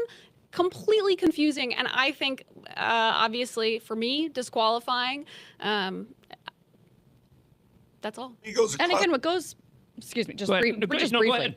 What is so mystifying to me about this, again, just going back to the very basics, you have so many winning issues. If you're running as a Republican here in Minnesota in 2026, you have so much that you could be talking about that is so broadly, that has such broad appeal, from fraud to our failing education system to our economic struggles. Why are you talking about immigration? Just say you're going to follow the federal government. Illegals are costing Minnesota $1.5 billion. Then you have $110 million worth of illegals sitting in our prisons here that have committed felonies and crime and rape and murder. Get them out of here. The mainstream media, they're not reporting this. They know that there was clips and they know that it's an attack. And if they report it, they'd probably go, for some reason, they're not reporting it, all this amnesty. It's all social media, and it's all bots and trolls attacking me. People on the right, people, my friends. I got podcasters out there. I got Steve Bannon. I'm not a bot, by the way. Just wanted to point that out. I don't think I'm a troll. No, I'm not really big on trolling. That's not really my style. Remember, we do. That's okay. Remember, we don't have a all human guarantee or whatever. Oh, that's right. So you could be AI. That's right. We are not guaranteed human here on the John Justice Show. Oh. Not. Presented by American Experiment. Yeah, we established that yesterday. That was a really dumb thing that Me Muscle did. The whole guaranteed human nonsense. Well, and it's a good thing you got rid of that, because now one of the people in the studio is not a human. It's a Oh, Shogru. It's a Shogru. Yeah, Shogru. Here, I'll widen out. We're done. It's a with baby Yoda. We'll What move. species is Yoda? We don't know. Oh, well, he's that. Yeah, He's cute. he's that. I know that is Shogru. We had to move him, and now he's got an American Experiment button. Keeping with the theme of what we're talking about, though, there was a big rally that took place. This wasn't I don't think this was the recent one with Bernie Sanders. I think there was a rally for Democrats about a week prior. But Minnesota Attorney General Thief Ellison was making comments recently about non-citizens voting, and here is what he had to say. Were not 18 years old in the last election.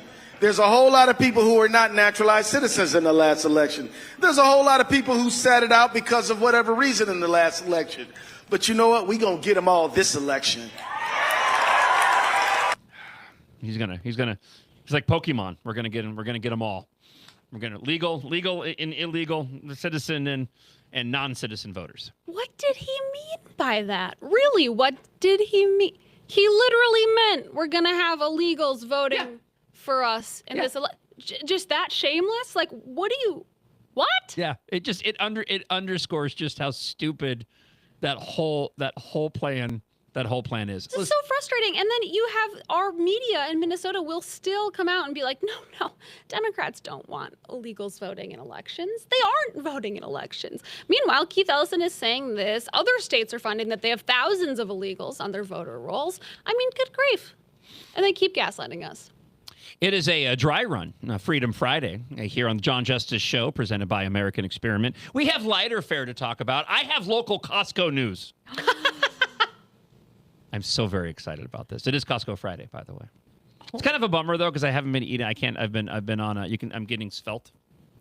So I've been trying to eat better. So I have not been partaking in the Costco pizza. You're getting what? Svelte. What is svelte? Thin. Svelte. Have you not heard that before? No. No. Yeah. Isaac Svelte. Nope. Catherine. Oh, I am familiar with Okay, svelte. so we got the age gap there. We figured it out. Oh man. There we go. We Old figured lady. it out. Ugh, We figured it dang out. it. Right. So there's about a decade. I should have lied. There's about a decade right in there where svelte fell by the wayside, and the younger 20-somethings are unaware what's. I'm a 20-something for a couple more days. Thank you very much. I apologize there. All right. So we have Costco news. We also know why driving the speed limit may be the key to saving the planet. Oh, that's what I thought this whole time. I knew it. Plus new Minnesota laws that take effect on August 1st. So we're going to get into those in just a moment on the show. First off, though, let's revisit some more social media posts, and these specifically. There's one here regarding Attorney General Keith Ellison. Again, you can follow me and Center of the American Experiment on multiple social media outlets. And since you're listening to this prior to the official launch of the show on Monday, remember that you can listen to the show live at AmericanExperiment.org. There'll be a link available right there at the website. Also on the MixLR app, MixLR, it is completely free. You already deleted the Me Muscle app, so just replace it with the MixLR app and just search for American Experiment and John Justice. You will find it there. Plus, we will be live on multiple YouTube channels, on Instagram, Rumble, X, and Facebook as well. So you're going to have a lot of different locations, no matter where you are on the internet or in your car, or just walking around. You can listen Monday through Friday, 6 until 9 a.m. to the John Justice Show, presented by American Experiment. Trump threw his endorsement behind MyPillow founder Mike Lindell in the gubernatorial race here in Minnesota. And I want to talk about specifically the problems that this causes. First off, I'm not surprised that Trump threw his endorsement behind Lindell. He and Mike Lindell are friends. Donald Trump is not on the ground here in Minnesota to know the specific dynamics of the GOP candidates for governor here in Minnesota. So it doesn't shock me at all that Trump went and threw his support behind the MyPillow founder. I wish he hadn't, because the problem is going to be regarding the commentary around the existing gubernatorial candidates who may be better than Mike Lindell and may be more electable than Mike Lindell. You see, up until this point, if you're critical of any of the candidates, we're heading towards a primary. We already had controversies coming out of the GOP convention in Duluth a month or so ago regarding the ridiculous endorsement process. And so we already have a lot of division within the GOP because of that controversy relating to the endorsed candidates or candidate and the individuals that are going to take this to a primary.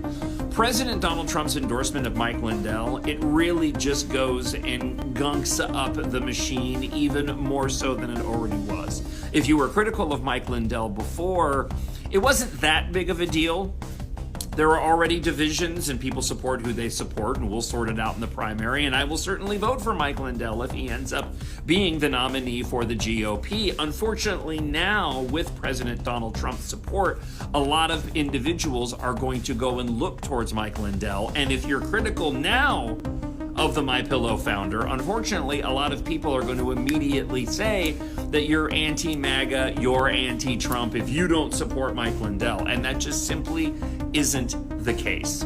So my encouragement to anybody watching right now is support who you want to support, but as I always say, do not go and criticize or overly criticize or get angry with somebody if they don't support the same GOP gubernatorial candidate or any of the other candidates in the GOP races for later this year. Do not go and throw the baby out with the bathwater. Encourage everybody to vote for whoever the nominees actually are after the primary, but let's not get bloody in our frustration and go to battle with individuals simply because they don't support your candidate. And it especially rings true if you don't support Mike Lindell. It doesn't mean that you're anti-MAGA or anti-Trump. It just means you have a differing opinion over, one, who's more electable, and two, who would be a better Republican governor. All right, big announcement coming up on July 25th on the steps of the Capitol. The American Experiment America 250 block party taking place. I'll be speaking there and making that big announcement regarding the future of the show. I can't wait to share with you the details. So hopefully you're at the event. Head on over to AmericanExperiment.org and you can get more details and let them know that you're going to be attending the event. And of course, if you're not able to make the event on the 25th, we'll be putting all the information out on social media where you can go and check out the show. Yeah, I'll leave it at that. So thanks for watching. I hope you'll follow me here on the platform. Thanks. Yeah, what that guy said. It is the John Justice Show presented by American Experiment. Center at theamericanexperiment.org. You will be enjoying this podcast or video after the American Experiment block party taking place on Saturday, where we're making the big announcement ahead of Monday's launch. And it really has been it's been a really, really cool experience going through and putting all of this together. It's taken some trial and error, but like we said, if this were easy, everybody would be doing it at this point in time. I'm not even joking. I feel I'm reluctant to go and make comments like this because it's so stereotypical of an individual who has sort of shifted course within a career to prop up the thing they're doing now versus the thing that they were doing before.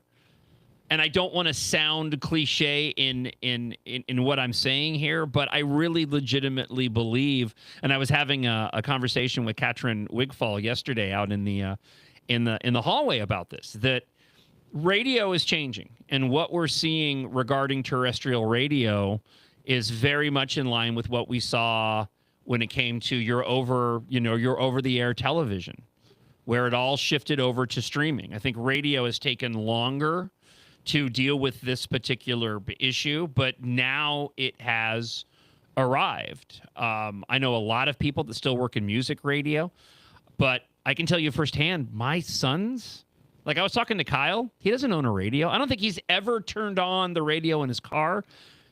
Listen, his father was a conservative news talk show host on an AM station that had an FM, and he's like, "What's AM?" Like, he didn't even know. Yeah.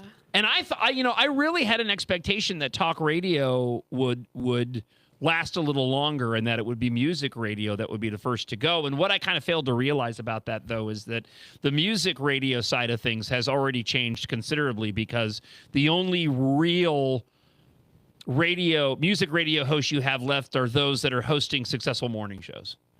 And right now, I actually think that like country morning shows are probably the shows that are going to have the most longevity, but I think there's even a shelf life on that because there's this, especially major country morning shows, because if they're well connected within the community, and especially here in Minnesota, there's a vibrant country community, that there's a direct connection there that kind of establishes the country community with this country morning show, even though, you know, I couldn't tell you the last time I listened to traditional radio for music, right? And now you don't have all those other hosts throughout the day that are hosting shows. They're all one person that's piped into a gazillion stations, which is what ended up happening with me and talk radio. But what we're doing here in providing a podcast, providing a video element, but also that live element Monday through Friday, 6 to 9, that was crucial for me to replicate. I really do think that this is where you're going to see talk content be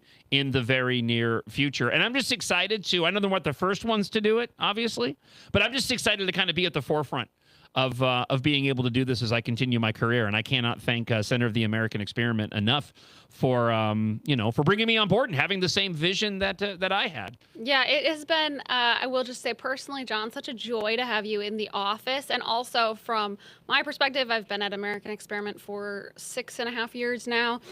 Seeing it grow has been incredible. And just seeing the way that conservatives have been able to find their own kind of footing in this media landscape in Minnesota, where not that long ago we had really no options.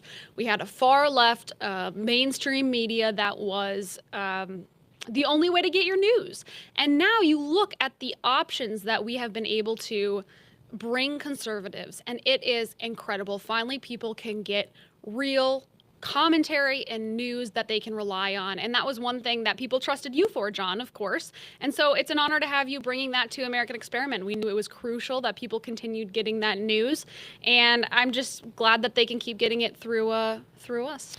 I am really, really curious. I don't know what your I don't know what your thoughts are to Catherine and Grace as she makes her way back in and Isaac.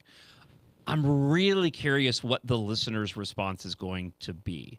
I've been sharing logos online. Some people were clever enough to go and figure things out. And of course, by the time you're listening to this, everybody will know it at this point in time. But they don't know the specific details. A lot of people don't know that we're going to be live Monday through Friday and how we're going and facilitating all of this. So I'm really curious what the listener's response is going to be. There's a part of me that believes the listener understands the reason for the change and that the radio element is not going to be important to them anymore. But there's also a possibility that might be the case. I just don't know yet. And I think we'll know a lot more. Well, again, by the time you're listening to this, we'll know a lot more. But come Saturday, come tomorrow. Oh my gosh, it's tomorrow. I got to finish my speech. That is crazy. Holy cow. I just forgot. I'm really curious to see what the response is from those when they find out exactly what it is that we're doing. Gracie, your expectations of how you think the people are going to respond? I think people are going to be thrilled. I mean, I think most people's fear when you went off the radio was that you weren't going they just simply weren't going to hear from you anymore. And so the fact that you are continuing the show, that you are continuing it in a live format, doing this, I mean, kind of, pioneering show that we're doing right now, where it's a podcast, but it's live. And, we really are trying to keep it as much the same as possible. And I think that people are going to really appreciate that. I would be shocked if there was a sizable group who were upset that you weren't on, strictly on the airwaves anymore. I think that people are going to be relieved and really excited to see, how much has stayed the same, and yet also the cool new things that we're doing now. Yeah. Yeah, and I'm excited for the people who will find your show because they know how to go on X and open up their X account, but they don't. I didn't know the radio in my car and how it worked until I started, listening to your show. And then I was like, I got to figure this out. I got to figure out how to get radio in my car. So I think there's a lot of people in that category, especially younger people. I think you can reach a brand new audience in addition to hopefully keeping that entire incredible community you've already built up that are really dedicated to the show. And it's incredible to see. Yeah, this has been it's been a unique experience going through all of this here. I went through something similar before I came to Minnesota because I was in Tucson for 9 years, but I left You know, I mean, I just got up. I mean, I came here. You know, I left the state, and there wasn't a thought about staying at the time. That was the plan. That was the plan all along. And this has been a unique experience and a response that I did not anticipate when Me Muscle came in and said your services are no longer needed. There is such a divide over Me Muscle, by the way. I can't get behind it. I am sorry. Every time I hear it, I just. Ugh. It's a male-female thing, I think is what it is. Isaac, are you pro Me Muscle then, Isaac?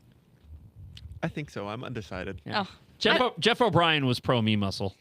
My wife is not pro Me Muscle. Yeah, see? Well, never mind. We'll leave it at that. Never. Wait, I don't know if I get it. Okay, so you know my former employer. Yeah. It's blank blank. John Justice used to work for blank blank. I was trying to think of a different way to say that. Oh, blank blank. I was thinking blank blank blank, and then I was like, where did the? Okay. So I could say Me Muscle Radio. Okay, nope, I get it. You deleted the Me Muscle app. I get it. I just can't get behind it. Well, Sorry, guys. Give me a different way to say heart. I'll workshop it. What's a different way? Because heart's a muscle. Do you remember the Nickelodeon shows where they used to have the pair phones? Does anyone remember those? Instead of an Apple phone, it used to be the shape of a pear. Oh my gosh, I do. Yes. This kind of reminds me of that. Yeah. Same thing. I'm behind the concept. Don't get me wrong. I just am reacting negatively to the phrase "me muscle" It sounds being weird. uttered so frequently. It does sound a little creepy. There's something better for heart. Me kidney? Well, no, but it's not a me brain. Just give me another word for heart.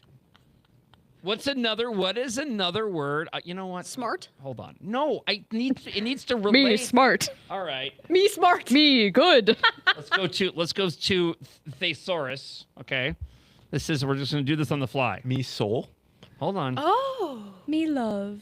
Okay. All right. Let's see. These are all stupid, by the way. These are all advocating for Me Muscle. Okay. So these are the strongest synonyms.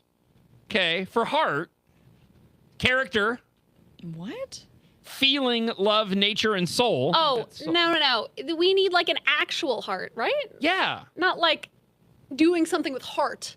Right. Oh, yeah. So, yeah, the physical. That's right. So thesaurus is not extrapolating. Not super helpful. Oh, here we go. No, none of these work either. I could just say I heart and be done with it. I suppose I just did. So, all right, let's go here. I was doing my prep this morning for the show, and I saw this. And this is funny to me because I've been wondering what in the world's going to happen to this location, and now I have an answer. So, are either of you familiar with the Costco in Coon Rapids at all? No, sir. No. None at all. Okay. Costco. I've been to the one in Chaska. Sure. Okay. So the Costco in Coon Rapids, there's a lot of infrastructure around it, like most Costco's have, right? There's like a shopping center and outside stores and all this. There's an orange gym and there's a Kohl's there and all this. There's a empty TGI Friday that's right there on the corner next to Costco, which always surprised me. Like, it's like that is a very busy business district, and yet TGI Fridays couldn't survive.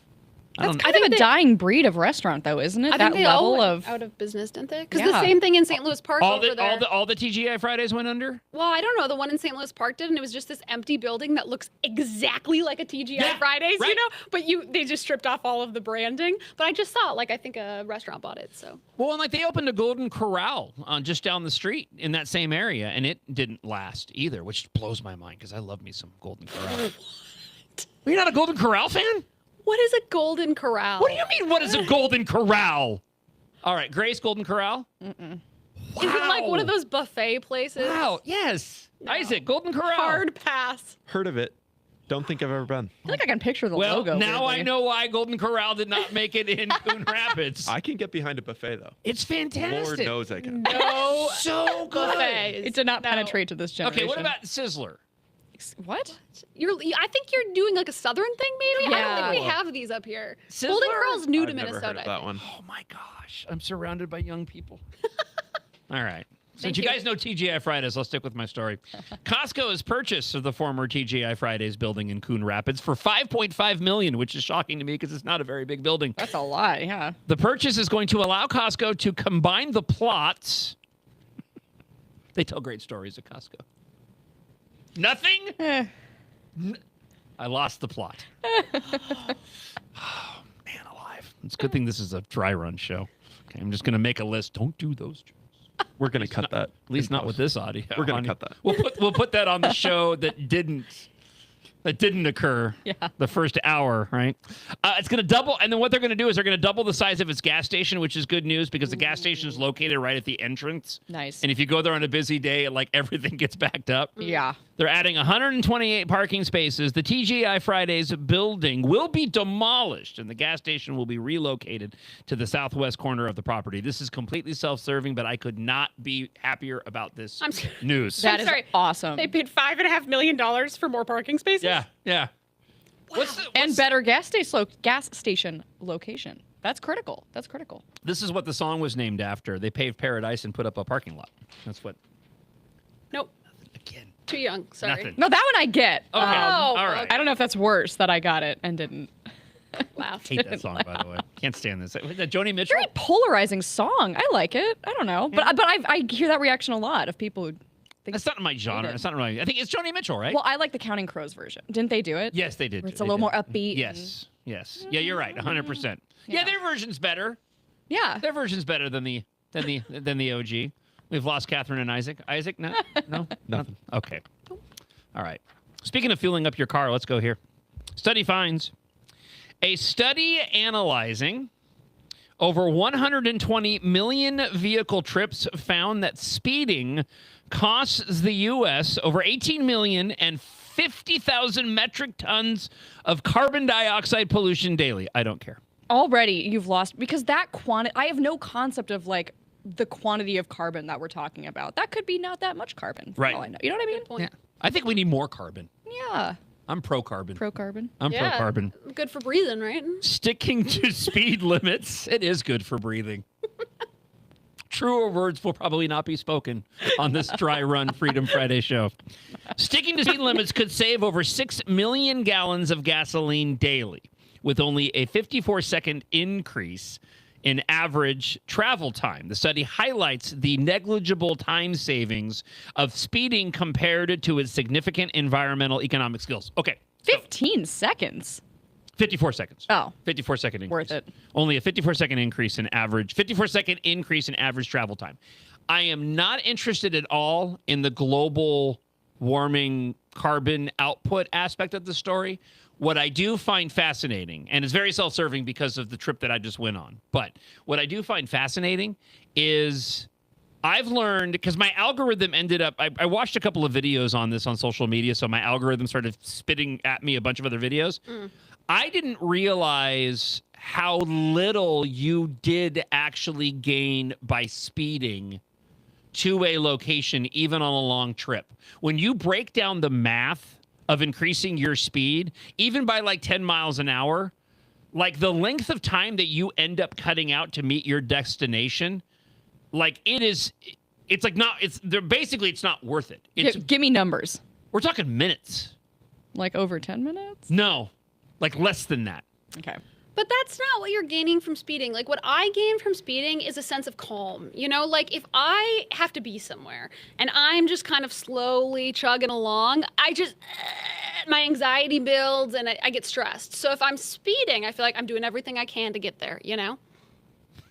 Okay. I've not heard that take before. I have not heard that take. I'm either. sorry, you wouldn't agree? That's the correct take, though. No, That is the correct take. I haven't heard that take, but I agree with that take. If you're late and you're not speeding, you don't care about being there. Right. Now, so see, I agree. I agree with that. I think it's the proposition that like I speed not to get there faster. I speed to calm myself. Yeah, that's where you're losing me a bit. That's the weirdness. No, but it's like you're doing everything you can. Yeah, I know. idea. I just mean I know that I'm not going to get there that much faster because I'm trying to beat my GPS, and you never really do. You know, like your GPS ETA is pretty much always going to be when you get there, even if you're totally speeding the whole time. Right. My experience. However, And so I know that. However, if I'm not speeding, I'm just anxious about not speeding, and that, and so yeah, that's why I speed. So we're on our travels, because I got a lot of little elements to add in here, right? So we're 10 states, 10 days, here to Arizona, to California, and back, 2 different routes, somewhat southern, somewhat northern when we came back. We left my mom's house in Prescott, Arizona, and we were heading to Southern California. It's about a 6-hour drive. Now, we were pulling like 12 to 15-hour days driving. I mean, there was a moment every single time we did a leg of anything over 10 hours. By the time we hit like hour 11, this switch got flipped in both me and my son Kyle, where we just went to Loopyville. I don't know if it was just the road going by, just sitting there behind the wheel, but there was this moment where we both suddenly were just not making sense. We weren't angry, but we weren't coherent. And this is the moment where I'm trying to figure out where we're going to stop and what hotels we're going to use. And I'm on the phone in the car with Melinda while she's looking ahead to try to find places. And we're just in here cracking jokes and all this. And she's like, "Why are you guys laughing? We're trying to find a place for you guys to stop." Every story about your wife, I'm like, wow, a woman's the same. I know. Yeah, she's so Same incredibly, reaction. she's so incredibly You patient. can deal with this yourself. You crazy people. Oh, that happened. Oh, that absolutely happened. There was a moment where, and she's listening right now, I know, she goes, "Oh no, I remember that happened," because she was done. She didn't want to help me anymore. So Kyle and I are heading to California, and I wanted to get there as quick as possible, and we were trucking. Right, we're on back roads, desert roads, just flying. And we had a whole routine worked out. Kyle was able to figure out, I hadn't messed with any of it, but Monty's got all those driver assist items, right? I'm sure you have it. I know you have a new car. You're probably doing it in your car as well. But the lane assist and the cruise control that keeps you at a certain distance to the vehicle in front of you. So cool. I'd never messed with any of that. And Kyle, in the first couple of hours, is like, he's looking at the manual. If you do this and you do this, we can do this. And he gets in the car and he's utilizing all this stuff. I'm in the back trying to sleep at one point. I don't even think his hands are on the wheel. I'm like, "What are you doing?" He's like, "I'm on cruise control and it's lane assist." He's like, "Monty's got it. I don't got to do anything. Monty's got this all taken care of." You guys, I just got this new car, and it has all of that, but they've added this little doodad where it watches you. What? It's not a camera, but it does sense you to make sure your eyes are paying attention. Oh, wow. Mine gets mad if I take my hands off the wheel. Monty I don't think gets it's mad at me too. Tracking eye movement. I don't know. That's all the guy really told me. He was like, "Oh yeah, that just makes sure you're alert and your eyes are focused." I'm like, Monty told me when Monty decided I needed to take a break, and I had a little. I'm not even kidding you. I had. What? We hit, I think it was hour 13 one of the days. Oh my. And I'm driving and suddenly my speedometer goes black, right? The screen, it goes black. This little coffee cup pops up with a little steam graphic, and it says, "You should probably take a break." Seems like good advice. None of this happened. This was all a hallucination induced by the 13 hours of driving. Happened twice.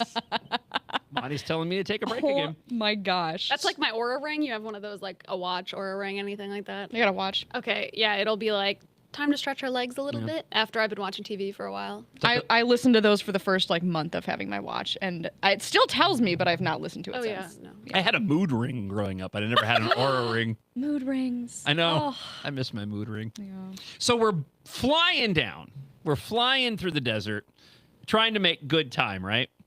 And this was probably the part of the trip where I thought we're gonna make it there so quick, right? It's gonna be fantastic. And the arrival time would not budge. Would not budge. I'm like, what in the world is going on? And then at one point, it started to go in reverse. Oh dear. I'm like, what? Am I going the wrong direction? What is happening? Well, I realized that we were cutting through the desert before we got on I-10, which is the major thoroughfare between Arizona and California. And there was bumper-to-bumper traffic on a Sunday morning that I was completely unaware of. I was like, stop. I'm like, My point is, all that time speeding, completely irrelevant. didn't matter whatsoever. What surprised me though was the number of highways in rural America where the speed limit was 80. Yeah. Have you guys driven on those roads where it's 80? The promised land. So Like here, South Dakota. You've been to South Dakota? oh yeah. Okay. Yeah, it's 80, but everyone goes 100. So here's the question that I have.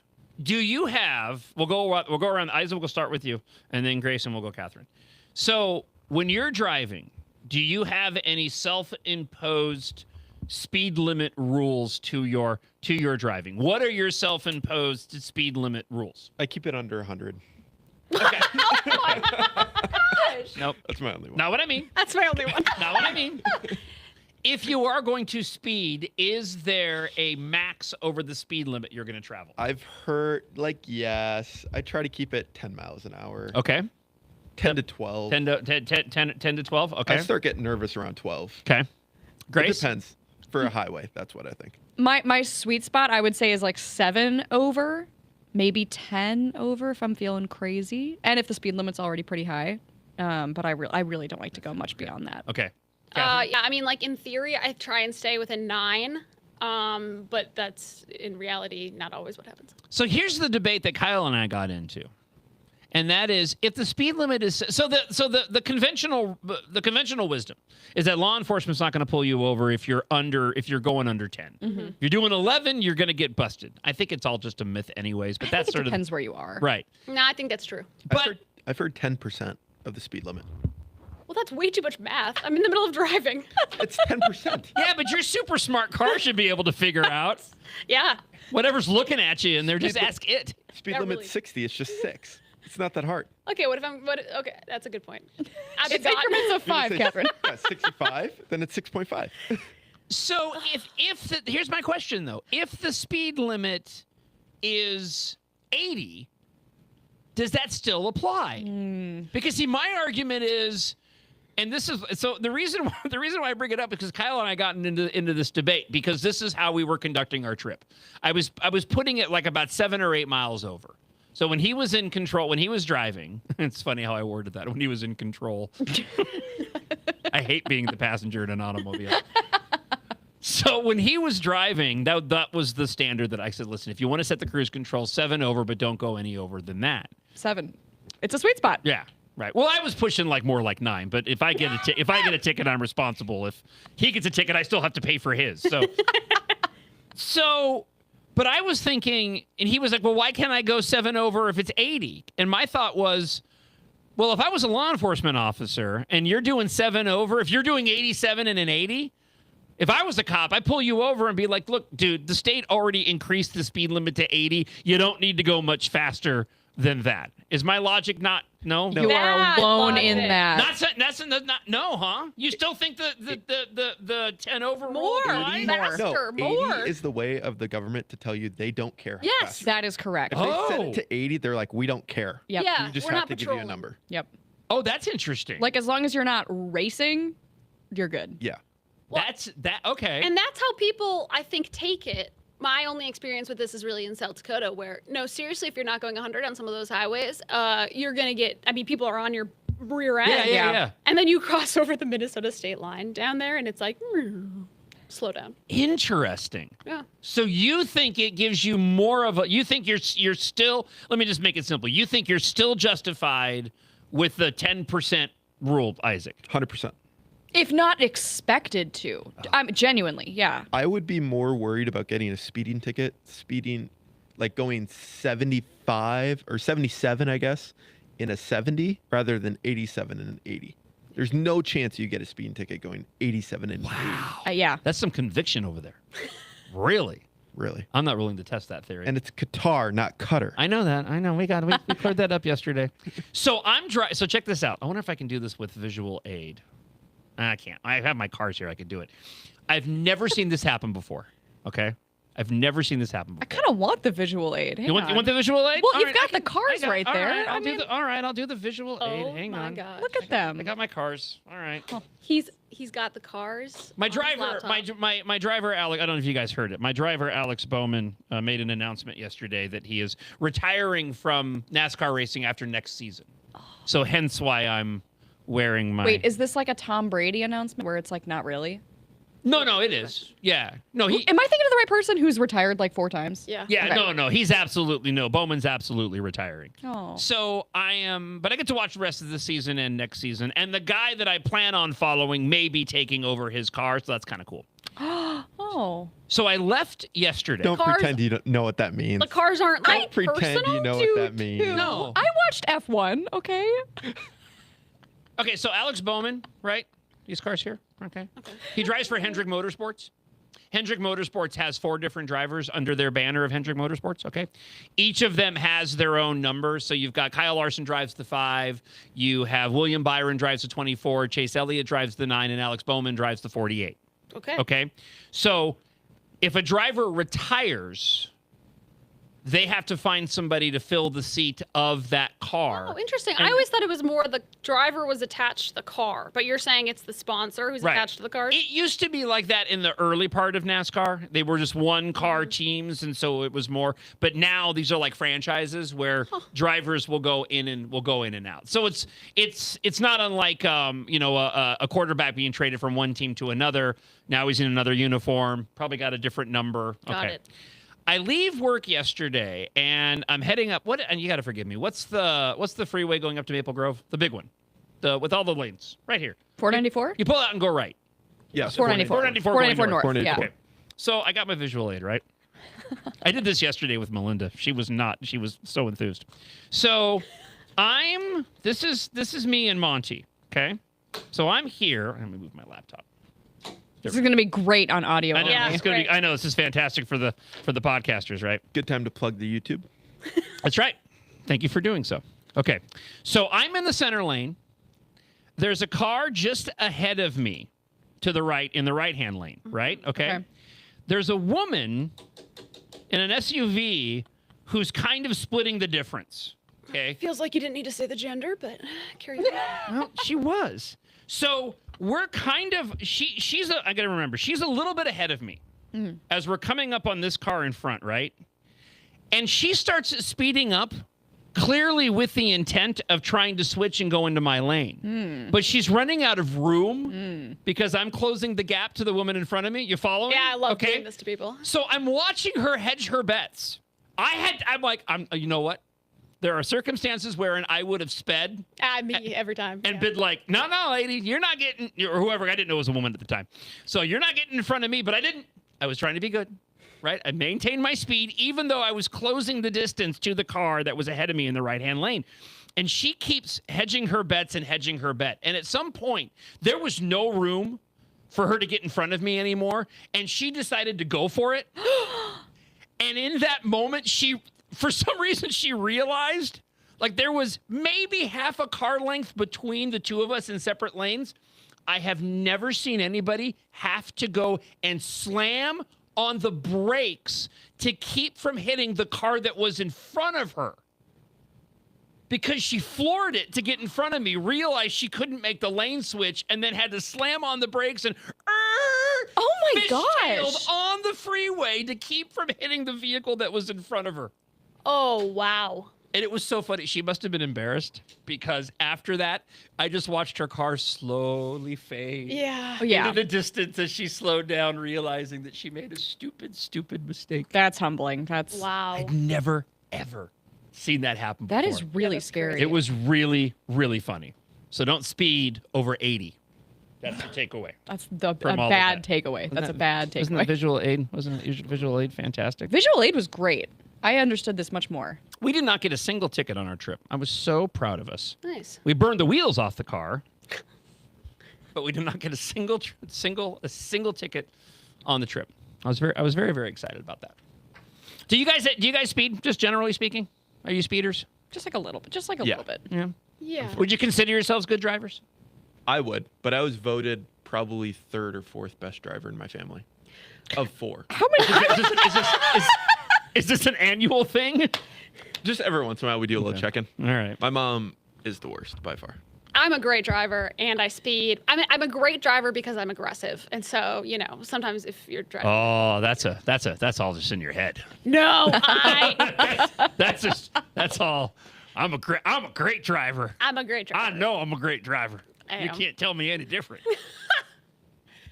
I am. I'm a great driver because I'm aggressive and sometimes speed. I will do my best to never get into the car with my 24-year-old son, Logan, ever again with him driving. There's people like that in this office. Yeah. If I'm being transparent. When I mentioned it on the show yesterday, but I literally burnt the wheels off of Monty. The right rear tire down to nothing, just fried it, even though we checked it because the roads were just so hot and just the amount of miles that we drove. So when I had to go drop the car off, Logan drove me home, and the place is only like 5 minutes from my house. I'd never been so terrified. I mean, I just did 10 days, 5,000 miles with my son Kyle, who's 19 years old, and not a moment was I as terrified as I was in the 4 minutes it took us to get home, because I'm sure that Logan cut a minute off the drive because he was driving like such a lunatic. And this is the guy that wants to be a pilot. I just keep thinking, dude, get into a plane. Go as fast as you want. Yeah. Because you're driving like an absolute crazy person. All right. Speaking of driving, this gives us an opportunity. Let me take a quick break here on the John Justice Show, presented by American Experiment. Coming up, I do want to get into some of the new Minnesota laws taking effect. Also, I did have another story that I wanted to dive into, but it eludes me as to what happened to us. Like, oh, yeah. Did you guys hear the comments from Mick Jagger from the Rolling Stones? No. Okay, cool. They have a new album that came out. I'm not a Rolling Stones fan. Really? By any stretch. Yeah, they're still making music. That's right. 25th studio album. How old are they? Oh, he's got it. I think he's in. We'll take a look. Gotta be in the 80s. He's got to be in his 80s. Yeah, we'll take a look during the break. But he was making the rounds doing interviews, and I'm not surprised you guys didn't see this clip, because it's not one that's going to make it on mainstream media. But he had some very interesting comments about rock and roll icons that fall into the Rolling Stone genre and how political they've become. Like him? Isn't he political? No. I might have seen this. Yeah, he's not political, and that's the point. So we'll get into the Minnesota laws. We'll share that audio here on the show. Remember, if you want to leave a comment on the comment line, 612-584-4565, 612-584-4565. Jeff O'Brien, lawyer extraordinaire, he texted me earlier, by the way. He said that there is no other alternative for heart than muscle. So he still is a big proponent of Me Muscle. Just want to point that out. Yeah, I don't mind it. I will say the show went over a lot better than Me Muscle did, so I am happy about that. All right, so let's take a quick break. But since we're talking about driving, it gives us an opportunity to share with you one of my favorite montages here on the John Justice Show, presented by American Experiment and AmericanExperiment.org. I've been to every corner of Minnesota, and there's nothing like it. See those maps? Red and blue, and there's all that red across there, and Democrats go into depression over it. It's mostly rocks and cows that are in that red area. I've seen how we help each other through the hard times. But I've not been perfect, and I'm a knucklehead at times. But it's in these moments we have to come together. I called Donald Trump a wannabe dictator. You bully the shit out of him. And I'll never stop fighting to protect us from the chaos, corruption, and cruelty coming out of Washington. Well, maybe it's time for us to be a little meaner. May his fat ankles find something today. We do not have the luxury to fight amongst ourselves while that thing sits in the White House.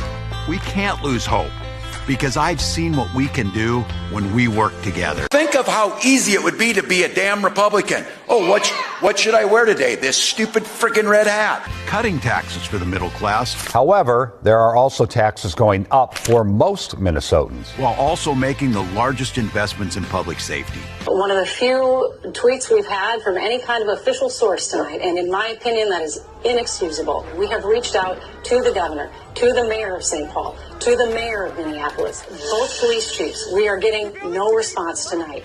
We've raised graduation rates to the highest ever. Most Minnesota students are falling behind state standards in math, and only about 50% of students are proficient in reading. Crack down on fraud and protect our tax dollars. Bribes, falsified records, and taxpayers charged to help dead people find housing. Thousands of dollars for work that's not being done. Fake meetings. They just billed us for nothing. Forged names. I did not sign this legal document. Homeless veterans. I never met any of these people. Dead people billed. Phantom services. For that $14,000, you got what? Nothing.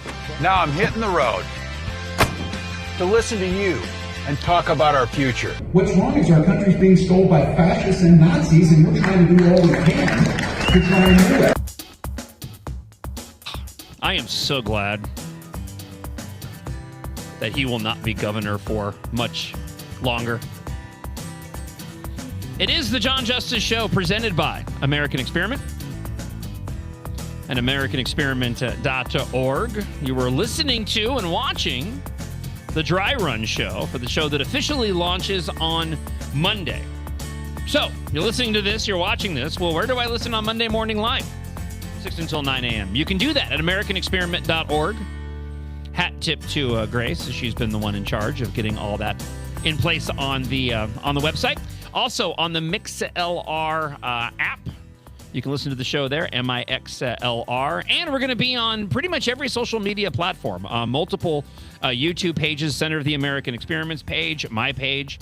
Same thing goes for Instagram, along with Facebook and X as well. So the idea from the start was, if anybody were to ask, where can I go and listen or watch the show, to be able to say, well, everywhere. We're trying to put it on as many platforms as possible, and it really has been a group effort. As I mentioned, Grace has been handling a lot of the website stuff. Isaac's been incredibly helpful, to say the least, in setting all of this up and also taking care of a lot of our graphics. And Catherine, speaking of graphics, everybody in the old show was always like, merchandise. Where can I get a hat? Where can I get a ticker? Where can I get a T-shirt? Well, I didn't have any of that. Now we do. As a matter of fact, the mug's over here. So right here, I got it. We got mugs.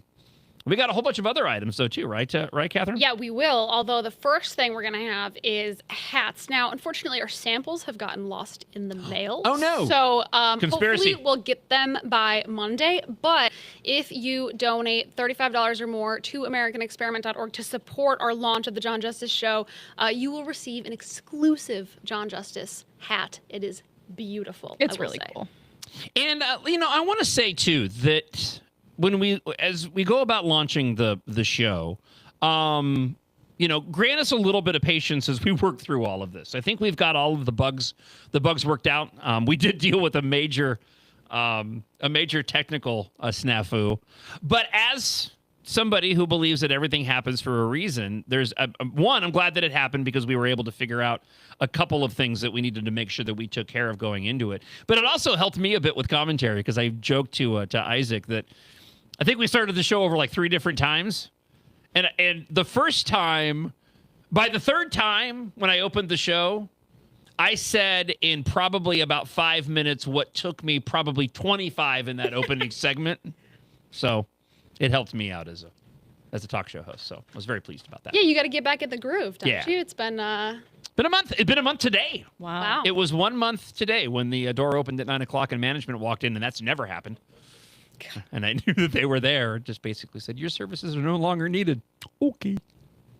See you later. I heard that just happened to a guy at ESPN. Did you hear about that? Where they did all these layoffs at ESPN, and they laid off a guy during a commercial break who was on TV. What? Apparently, I actually heard Michelle Tafoya talking about this on Morning Wire. Apparently, it was being told to them by reporters that they were going to leak it, and they freaked out and said, we don't want him to look down at his phone while he's on air and realize he got fired. And so they just, during a commercial break, were like, we got to do it now so he doesn't find out from someone else. That's and they fired him crazy. during a commercial break. I feel like and I have no basis. I have no basis to this is just a gut feeling. But I feel like the protocols around letting people go have changed a lot. My guess is because it's happened more often. To your point, Disney, which is affiliated, ABC is affiliated with ESPN. Mm-hmm. They just went through a massive round of layoffs. I was reading about this yesterday. I mean, this is indicative of the world changing and entertainment changing, and the whole, everything that I talked about before regarding radio changing and the dynamics around that. And no media outlet is immune to all of this, but I feel like the standards of letting people go have really gone down to where it's just like very unceremoniously, and a lot of them done in mass waves. And like you said, even letting somebody go in the middle of doing their their gig, for crying out loud. Well, I will say, on the other hand, too, I think people are less committed to their jobs than ever before. Like, you'll see, everyone in my generation thinks like, oh, yeah, if I spend like a year at a job, that's good. That's basically what I owe them. And, maybe 2 years, before you can go on to something else. And that job hopping is really common. And I think that is actually a way you can sometimes make more money over the long run, but it's not as maybe respectful to your employer as it could be. And so those standards, I think, on both ends have changed, employer and employee. Well, it's there's a gig economy, especially with younger generations. Yeah, I mean, I think everybody here. These are all our jobs, right? So this is probably not a good example, but it's a testament to Center of the American Experiment. But I know for the producers on the show, when Robbie got let go from the previous show, which was through a round of layoffs, that situation, by the way, I can go and tell the story now. This is kind of funny. So this happened during presidential election week in 2024. Okay. And same thing. Me Muscle was going through a round of layoffs, and they started at the beginning of it started on Monday? No. Yeah, they started on Monday. That's right. They did it into the election because the election was Tuesday, right?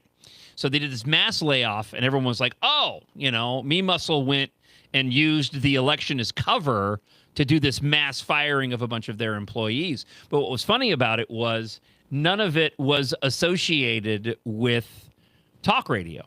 It was all the music personalities that got let go. Huh. And much like the joke I made to Chris Carr when I got let go, that if management showed up at my door after work, I knew I was going to be in trouble because we were going through layoffs. At that point in 2024, I made the comment that, you know what? I bet Me Muscle was waiting for the election to be over. And sure enough, it was the following day when they came in and let Robbie go after the show.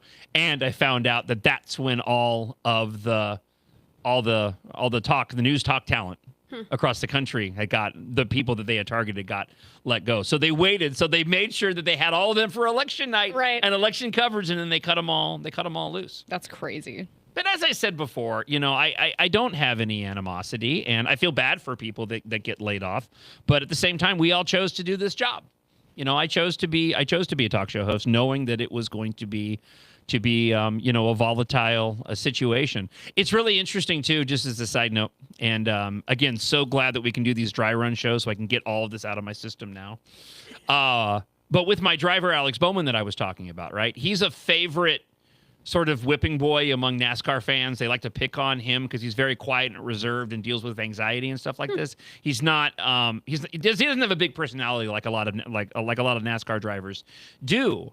And there was all this speculation that Hendrick Motorsports that he drives for was they were going to fire him. They were going to kick him out the door. They didn't want him there anymore. Well, it turns out that actually Hendrick this whole time had been wanting him to stay. He had told them that he wanted to retire by the time he was 35, and they had been encouraging him and encouraged him to stay another year with the team because he was going to retire this year, and he's going to be keeping a role at Hendrick Motorsports when he retires from actually driving the race car. So he still has a gig.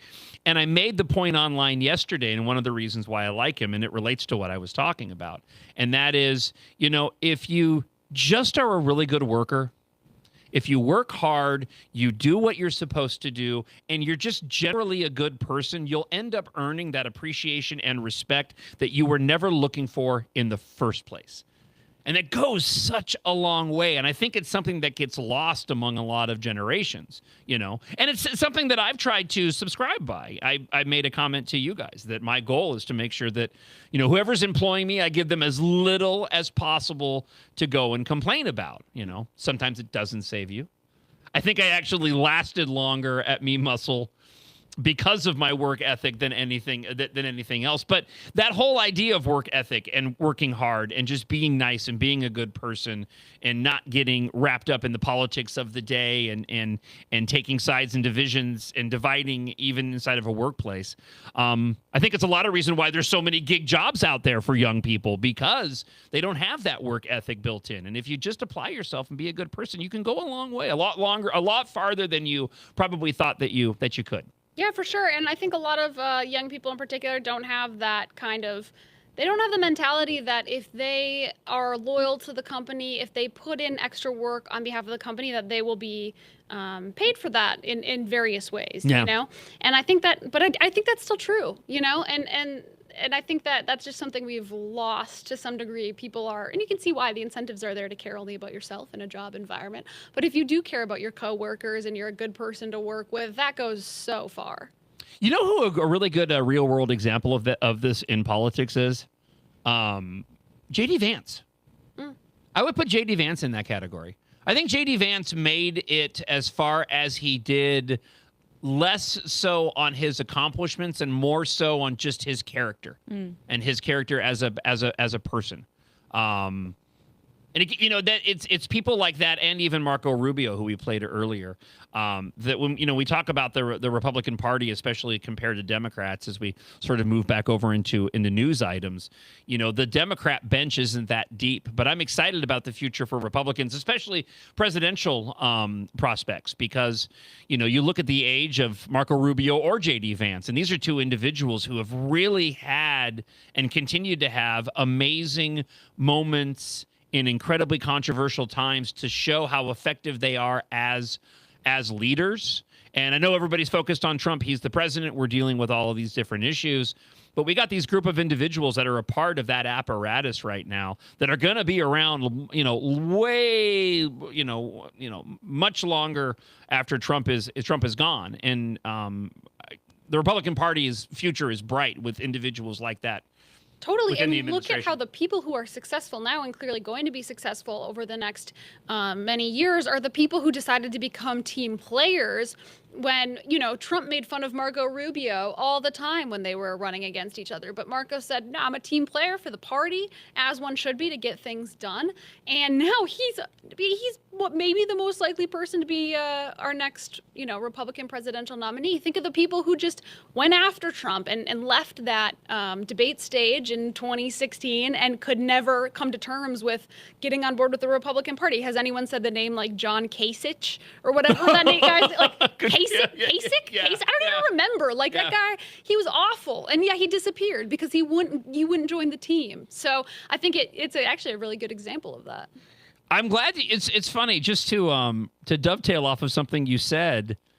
Everybody got wise to Trump and his name calling. It's not even a thing anymore. And I think even to the people J.D. Vance didn't support Trump in the first place, and he's explained his lack of support in the beginning. I didn't support Trump when he first arrived on scene. Yeah, same. Most people didn't. I mean, early on, yeah. I voted for Rubio in that primary. I ended up voting for Trump in the general, but I voted for Rubio, and famously, it's still in my playlist because it pops up every once in a while when I have it on shuffle. I have my anti-Trump show in my playlist on my phone, where I opened the show in complete Trump voice and almost did the entirety of the show and really made the audience mad. This was long before MAGA had even erupted. This was just heading into the primary, and but I changed my tune on that. But you're right. He's little Marco. Yeah. But everybody began to understand that's just Trump's style. Right. And it doesn't care. And so to that point, I don't know, is Trump even calling people names that much anymore? I don't even think I think even he has realized that it doesn't have the same sort of effect, or people are wise to his sort of game of throwing those names out there. I don't know. Does he have names for the Iranian leaders other than dead? Yeah, he used to do Rocket Man. Oh, that is funny. Sorry. He used to do Rocket Man, or he. Oh, that's right. For North Korea, for Kim Jong-un and stuff. Yeah, the only person still doing names is you, John. Yeah. I think you should bring it back. I'm just carrying on the tradition. No. Yeah. Amy Klobuchar is the one that made me happy. I hadn't landed on that one in a while. What was I doing for Peggy? Oh, Petty Flanagan. But there's nothing really to point of her being petty. She's more just a clown. Yeah, we can work on that one. Did you see her video dancing at the rally to I Want to Dance? Yes. I Want to Dance with Somebody? Oh, yes. Talk about cringeworthy. What's worse, that or Me Muscle, Grace? Sorry, Me Muscle. Okay. I'm sorry. I don't know. I have such a negative reaction, but I'm getting outvoted. I'll come around on it. No. I'm going to retire it after today. This is just for the dry run shows. I'm not going to introduce this coming up on Monday because I get the feeling a lot of people are going to be in your camp. All right, Minnesota Governor Tim Walz signed a bill that raises the age limit for purchasing and possessing kratom. We do kratom, right? Is it kratom? You guys know what I'm talking about? What? Oh, you guys don't know what kratom is? No. Oh, okay. We'll get into this. I have a story here of the new Minnesota laws that take effect on August 1st. We're going to save kratom for the last. Kratom is one of those synthetic drugs that you can purchase in gummies at like convenience stores. It's supposed to get you high and it's legal, but it's incredibly dangerous. Oh.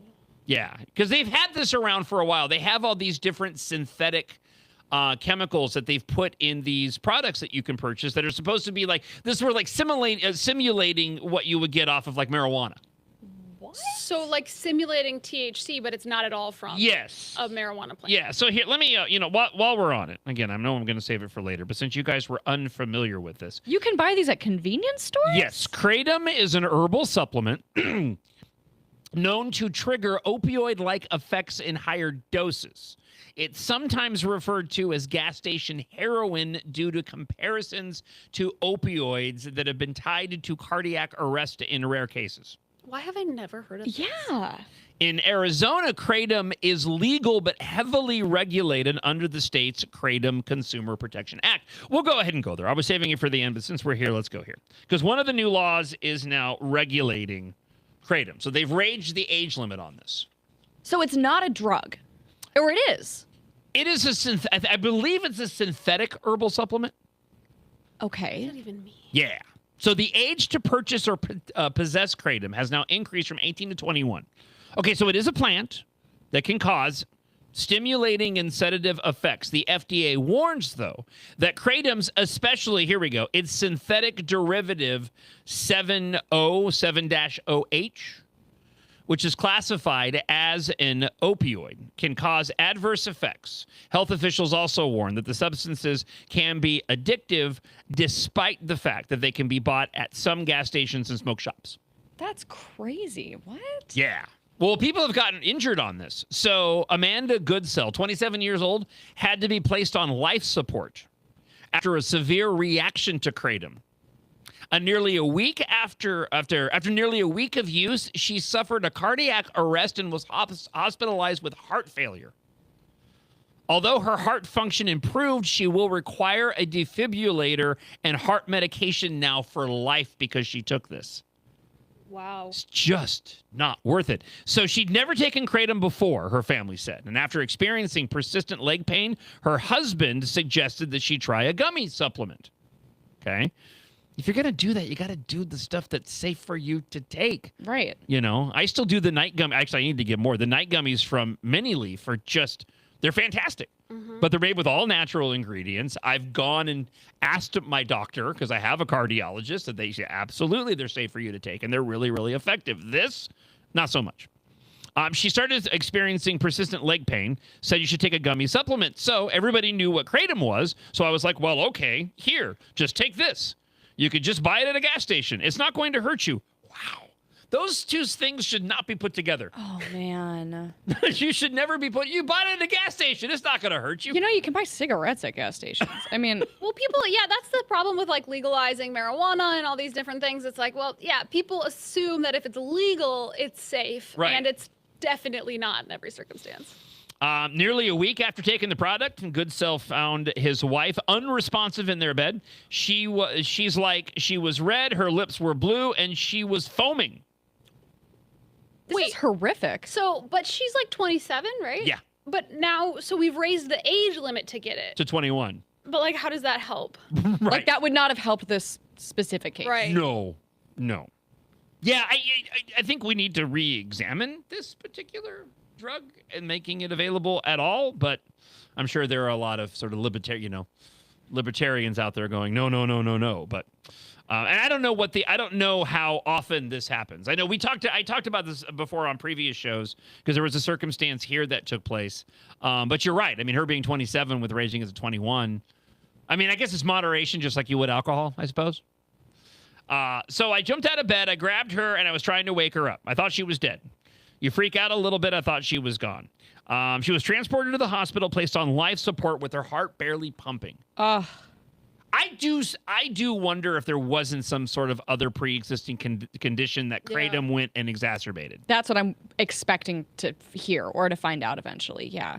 They had to have her on a ventilator to help her breathe, and then they had to put her on a bunch of medications because her heart percentage was at 15%, Mike Goodsell said. Doctor said Amanda Goodsell was suffering from heart failure and would need a heart transplant. After 2 weeks in the hospital, she did begin to recover. Her heart kind of like did a miracle turnaround, and the percentage came up to a stable point. It was a sense of relief. They told me that she didn't need one. Oh, man. Yeah, it's frightening. It's frightening. But this is one of those things where I understand. I agree with the raising the age limit to 21, because if this is something that in high doses is going to cause this kind of effect and it's available to 18-year-olds, yeah, it's a really, really dangerous situation. And I mean, if only so you're raising the age limit so that the people making these decisions have more fully developed brains and can better make decisions about how much to take and whether you should take it and when you should take it. Yeah. No, I totally agree. All right, let's get into some other laws here, though. You guys ready?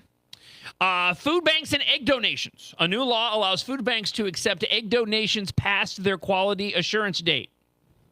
Oh, yeah, no, but I think that's cool. I think they're good. Eggs are good for a while after the quality date, right? Well, according to this article from Fox 9, eggs are still good past that date. Yeah, I just Googled this actually not that long ago. Did you really? Yeah, my husband was throwing away eggs by the sell-by date, and I was like, well, that's stupid. The sell-by date is not, like the date. But then I was like, well, I don't know how. Maybe it lasts another 2 days or something. If you Google it, it'll claim they last like 3 weeks, which I find a little suspicious. Well, and you can test it, right? If you put it in water and the egg floats a certain direction, that's how you know if it's still good. Huh? No, seriously, yeah. What? Like if the egg floats or if it sinks determines whether or not it's rotten. Really? I'm serious. Now, do I know which is which? No. I had never heard that. I think if it floats, it's gone bad. What? Interesting. I've heard that relating to other things that I don't want to get into on the show. Where they have, but that's a little grosser. I've never heard that regarding, you never heard the term like sinkers or floaters? Just stop talking. Okay. We're not on terrestrial radio. We can get away with this now. But I would rather a guest not leave at the moment here. Although they are at work, so where are they going to go? Refrigerated eggs are typically safe to eat for about a month after their pack date. However, they begin to lose their flavor or quality. Wait a second. So quality, I mean, flavor, I'm with you, but quality is where I start to get concerned if you're using that kind of language. About perishable food. Especially eggs. Yeah. Donated cartons must be labeled with distribution date, program name, and a not for resale notice. This seems good. This just seems like an attempt to reduce food waste and give these eggs a second chance at getting used before they end up in a... What? I was just laughing at me. I'm totally listening to you. A second chance of being used? That was just very funny wording. What? We got to give these eggs a second chance. Yeah, we're giving them another opportunity. No, she's not wrong. In terms of laws that have been passed in Minnesota, there's been worse. What? How do you? So when you get to, do you all get deli meat at home? Yeah. Okay. No. So you don't really? I just go to Potbelly. I don't buy deli. No. You are such an anomaly. You're so bougie. Fascinating. Well, absolutely fascinating. I don't eat enough deli meat to justify maybe we'll have Okay. Are you having sandwiches every day?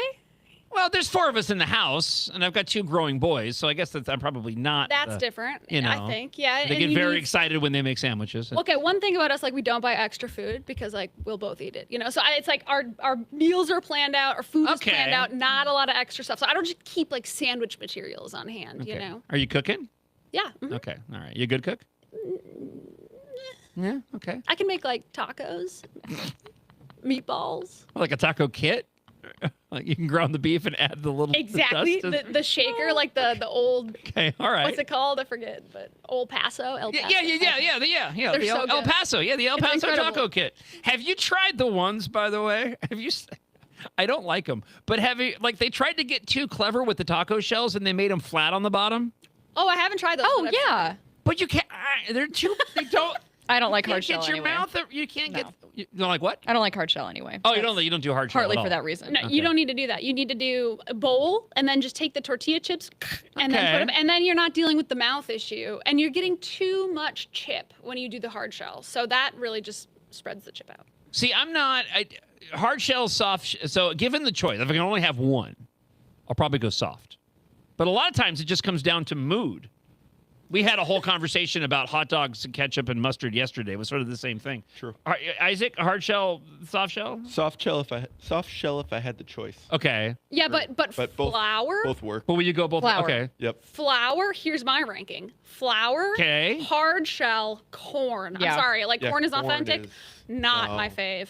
Had a corn taco the other day. Same thing. Yeah. I was like, Corn is good for bringing it back to Costco because we always should. They have a taco. They have a street. They call it street taco kit. Great kit. It's so great. Yeah. It's fantastic. And those are corn. Those are corn tortillas. And those are good. Yeah. But if they were flour, they'd be better. It's got everything in it. They're fit. It's fit. I'm doing this because that's the shape of the carton. It's like It's a long, it's a very rectangle. distinctive Yeah. shape. Yes, On it's it. Yeah, long and that's right. rectangular. I got that once. I was out of town and I got that for my husband, and I was like, "Do you think this is enough for you?" And he was like, "I think it'll be good."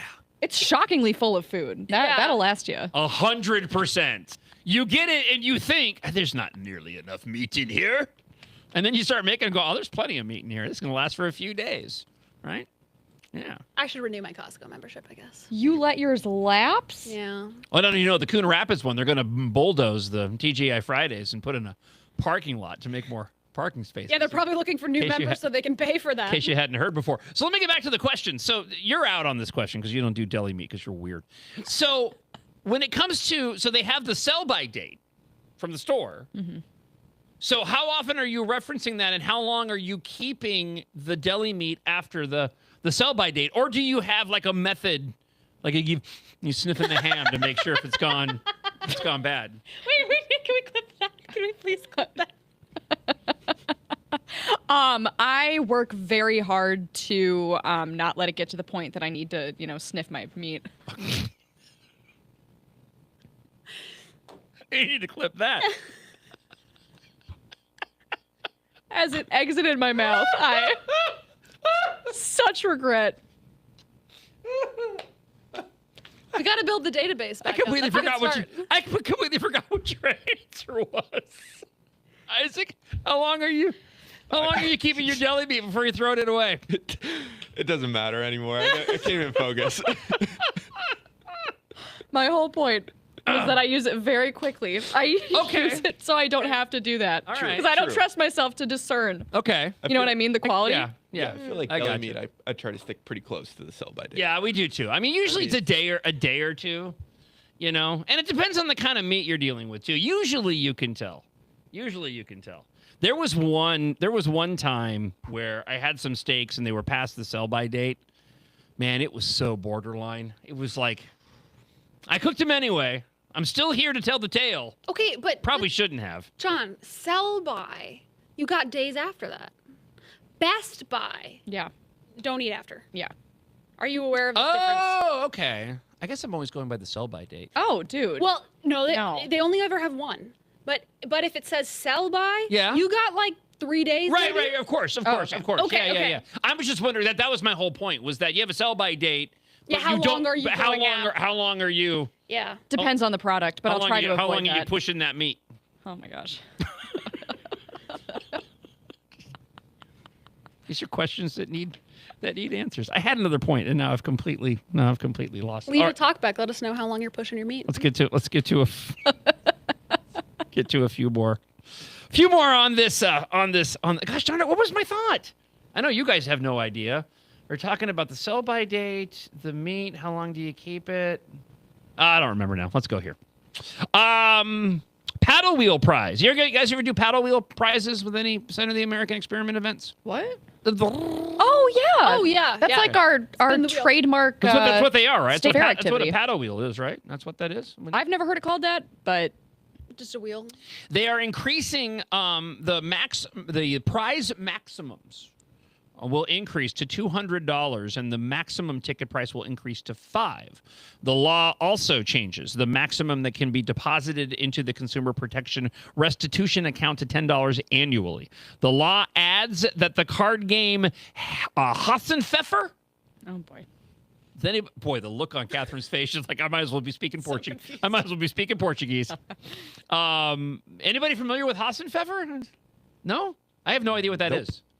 It's now the card game Hassenpfeffer to list the social skills game for tournaments and contests.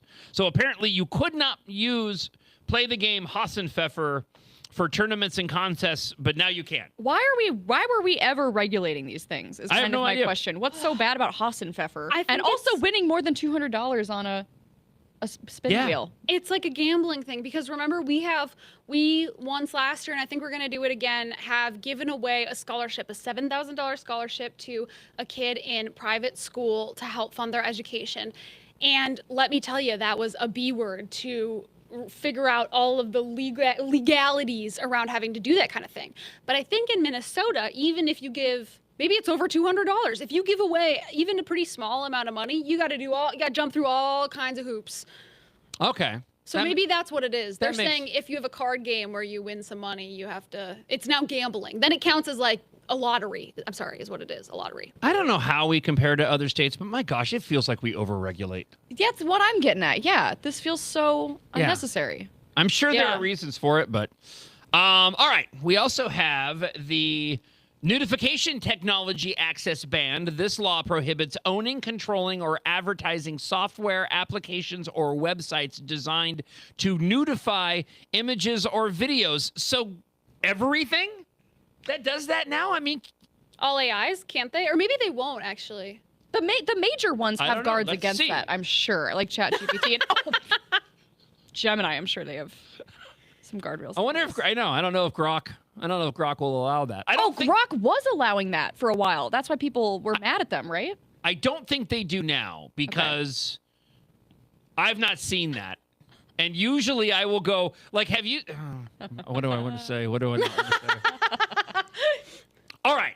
So there was. This is somewhat innocuous and benign. So I'll just say it. So I was on X the other day, and there was a picture of Sydney Sweeney and another young fetching woman. Mm-hmm. Okay. Mm-hmm. It's not going to go anyplace weird. Don't worry. Wow. So it was Sydney Sweeney and one of her friends, right? Both attractive women. There's no denying that. I mean, it's all subjective, but come on. It's Sydney Sweeney. And they asked Grok to put them both in Spider-Man outfits. Okay? So I see this a lot. I don't see individuals going and asking Grok to make them nude. Good point. Well, That's the point that I'm trying to make. now hang on. If individuals were doing that though, that content would not be then posted. Well, X allows all that stuff now. That was so I think the controversy that you're referring to, Grace, was how X used to go and ban a lot of that explicit material. They don't anymore. Thankfully, the algorithms don't feed you any of that if you're not going and looking for any of that. But that material, I know there's some rules involved, but it used to be an explicit ban on anything. It used to be a complete ban on anything explicit on X, and that changed, I think, a year or two ago. And I think it had a lot to do with the fact that people were skirting around it. And again, if you don't want to be exposed to any of that, as long as you're not going and seeking it out, it doesn't feed it to anybody. I think that's the change. But if that you was made. search on X like Yes. porn, you get porn? Yes, Oh yes. my gosh. That Okay. feels Interesting. that feels wrong to me. That feels like maybe a step too far. This seems like a good law in general.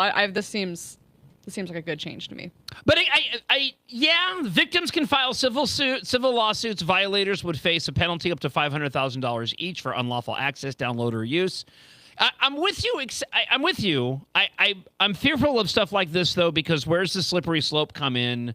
We've already seen the ridiculous laws relating to election cycles. And, there was a recent controversy with Peggy Flanagan and Angie Craig, where Angie Craig had a PAC that went and created that Peggy Flanagan attack ad, and they ended up using AI. Because you can still Photoshop people, so I'm with the law in theory, but at the same time, there's plenty of ways that can still be utilized, and I'm worried about over-regulation on this technology that could go and limit the advancements of it. Yeah, I'm with it on. I just heard this really creepy story that basically was involving this kind of thing and children. And that was like very disturbing. Yeah. Okay, so I'm with it on that. Absolutely. Can't be doing that. But for adults, I don't know. I mean, I don't know. Whatever. It doesn't impact me, frankly. And I try and avoid AI, so. Grooming a minor made a. I'm just going to back up really quick. Let me just reverse here real quick.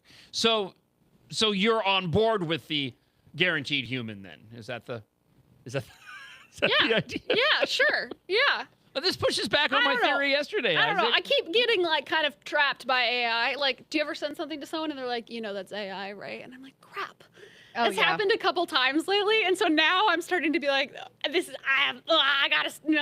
Oh, maybe I'm wrong. I'm getting crazy AI ads now on some of my platforms where it's like, it'll be for like a prescription drug or something, and it'll be like a green alien skeleton creature, and they've got this like boppin' AI music singing about the prescription drug. It'll be like a 3-minute produced movie song, and they're catchy, and it's really weirding me out. So I would like to opt out of those. Wait, did you just mention catchy AI songs? Is that what you? Oh no. Yeah, I know. Oh, here we go. Ah! And now suddenly it's not. I even have the volume on. I have not learned this. There we go. Woo! Was that you? That was on Isaac. I just wanted to play a snippet of it. He speaks through static waves. This is a banger. It's been too long. This is a great use of AI. We'll go out. I'll tell you what. We'll go out with it when we wrap the show up here shortly. We'll do that. Nice. Because I actually have the full 3-minute version, and I made a little video for it for those that are watching. So I can share it with everybody when the show has wrapped up. All right. Let's see. Just a couple of other laws here, and then we can hit a few more points and wrap up the last dry run show before Monday's debut. Before it gets real. This is serious. Grooming a minor is now made a felony. This creates a felony offense for someone who engages in a deliberate pattern of behavior to manipulate a child into future sexual conduct. Mandated reporter training for educational staff must be updated by August 27th to cover identifying, mitigating, and reporting grooming behaviors. It's funny. I looked at this earlier. I highlighted it to share on board, but then suddenly I'm reading this going, who's making the decisions on this, and what is this, and how is this going to be applied? Like, I certainly understand the desire to go and tackle this issue. It is a problem, especially in light of what we've just went through with the Tulu Vang deportation pardon situation. But also, they have the mandated training to educate individuals on how to identify this stuff. I'm just wondering what the conditions are and how this will be applied. That's definitely a question. It feels like it could be well-intentioned, but it does feel like it could be very subjective. What laws didn't we have in place already to handle situations like? That's a question. I would have thought, isn't grooming a minor already illegal? Well, yeah, when you can, and so let's look at this from a conservative viewpoint. There's a lot of us, myself included, that consider much of what's put inside of our public school system for minors relating to LGBTQ, imagery. I'll just focus on that. There's other examples I can give, but I would argue that there's a grooming that's involved in that. When you talk about those particular issues, you're talking about human sexuality. You're talking about relationships of individuals. That's the determining factor. And so when you have that inside of a learning environment for underage kids, I would go and say that is grooming those children, especially if you're from a household that doesn't agree with a particular chosen lifestyle. That's a really good point. And in that House hearing the other day where they were talking to the people from the Smithsonian museums, they showed some of the imagery that was literally in the Smithsonian museums, and it was adults in bondage and things like that. Ugh. Very disturbing. Clearly, I think could be, grooming. You have all kinds of kids coming through those museums. So that's a really good point. At what point does it become grooming? I wonder. Yeah, I have to do a little bit. I'll do a little bit more digging on that because I'm interested. I wouldn't be surprised if that was actually something that was put forward by, if it was a bipartisan bill that was passed, and perhaps there were some Republicans within the legislature that were looking at that themselves. So those were the most interesting ones. There were several other. Items. A lot of new laws. There's that interesting social media one that Grace and I have talked about before on the podcast. I think it was in a clip you played earlier, but like the social media mental health warning, that's still, they're undergoing this, lawsuit. And so I haven't seen it anywhere on my social media, but you're supposed to get in Minnesota, as of, I think it was July 1, you're supposed to get this big notification that says social media can impact your mental health. Here is a number to the suicide hotline. Oh, interesting. Kind of like Monty telling me to take a break when I'm driving too long. Kind of a weird Big Brother thing. Different, but the same. Say. Since you brought up AI, just really quick, and then we'll play some Mick Jagger and we'll wrap up today's show. I had a couple of stories here from, and I'll be bringing back David Gartenstein Ross for our artificial intelligence discussions. But I had a couple of AI stories that were sitting in the stack that I never got a chance to cover with David. And because Catherine, I know what a big artificial intelligence fan you are, I figured I'd bring this up. This one, a 22-year-old Indian scammer using the pseudonym Sam created an AI-generated influencer named Emily Hart. Do you guys remember this? A little bit. To target conservative men on social media. The account, featuring content tailored to appeal to the MAGA demographic, gained significant popularity and generated substantial income for Sam. Despite the removal of the Facebook and Instagram accounts, Sam expressed no regrets about the scam. How is this a scam? They must have been soliciting. Well, they were either monetized or they were soliciting donations from if they were on TikTok at least. He said Sam said he used his Google Gemini chatbot to identify the target audience. And actually it was funny because we talked about this in our house. Because Kyle and I had looked at it at Emily. I think she had purple. She was wearing like a purple outfit, and they had her like in a Union Jack outfit and all this, and she was talking a lot of conservative values. And we had I remember having a whole discussion with him about new media, emerging media, using this technology to reach new voters and getting young people involved. And apparently this was all a scam by this dude the whole time. He said that he used the Gemini chatbot to help identify the target audience, claiming it suggested the MAGA conservative niche could be particularly lucrative because the conservative audience, especially older men in the U.S., often has higher disposable income and is more loyal. He tailored the account content accordingly, depicted Emily as a nurse taking part in activities like ice fishing, drinking Coors Light, and shooting off rounds at the rifle range. Sam told Wire he didn't expect much from the account, but it kept growing in popularity. Every reel I posted was getting 3 million to 5 million to 10 million views. The algorithm loved it. Wow. How was he making money? I do have that question. If he has it on TikTok, it had to have been on TikTok, right? Yeah, he's making money. I saw it on X, but if this was on TikTok, he was making money hand over fist. Yeah. Okay. Can you say the name of the person again? I need to look it up and decide. Emily Hart. I need to decide if this is like a legitimate thing or if people are being dumb and it was obviously AI. I still don't understand why they're calling this a scam. If you ended up making an AI character, you were making social media content, you have a deal made with the platform in terms of revenue generation based on the number of views you're getting. I mean, are they simply calling it a scam because he's not a conservative and yet he created a conservative character and therefore made money off it? I don't find that a scam. I find that as being an entrepreneur. I think it's a scam if you are doing it specifically with the intent to deceive people and to get their money, which it sounds like this was. Interesting. But how would that relate to somebody who, say, was doing, let's say that I was secretly a Democrat this whole time. And I'm putting up social media content appealing to conservatives, but I'm being disingenuous, but people don't even realize it. I mean, I guess, again, that's where I think you can call it a scam, but it's not a scam in legal terms. Again, though, seriously, if he was doing the thing on TikTok where you can solicit money, I'm not talking monetization now. You can solicit money from your followers. Right, absolutely. You're not talking about getting paid from the views. Right. You're talking about soliciting donations from individuals for it. Okay, yes. That makes sense. I gotta say, this is pretty AI looking to me. Oh, yeah. There was no doubt it was AI. I don't think there was. I think everybody knew it was AI. I think it was more what Grace was saying. Okay. That this was an individual who was. I don't know if everyone knew it was AI. I'm going to agree with that, yeah. You know about older people? Okay, I do. The old dudes giving money to the... I'm glad you didn't lump me in that category. Well, I think women too. I don't know. You know, I get sent some stuff sometimes from that generation that is like, do you know that's AI? That's true. That is very true. You know what AI doesn't do well? They don't do tears well. Every single time I see an AI generated picture of somebody crying, it just looks creepy and weird. I wish we could go back to the days when AI videos were first starting, and it would just be a picture of like a stuffed teddy bear, and it would just kind of it would like shudder a little bit, and it's like, that's AI video. Yeah. And that was as far as it had advanced. Everything after that was a mistake. Now And that you was can't creepy tell. in and of itself. But Now you cannot tell. Yeah. All right, let's wrap on this. I want to get your thoughts. So Mick Jagger, Rolling Stones, brand new record, 25th studio album, 64 years together. Whew. It's their first album since 2023.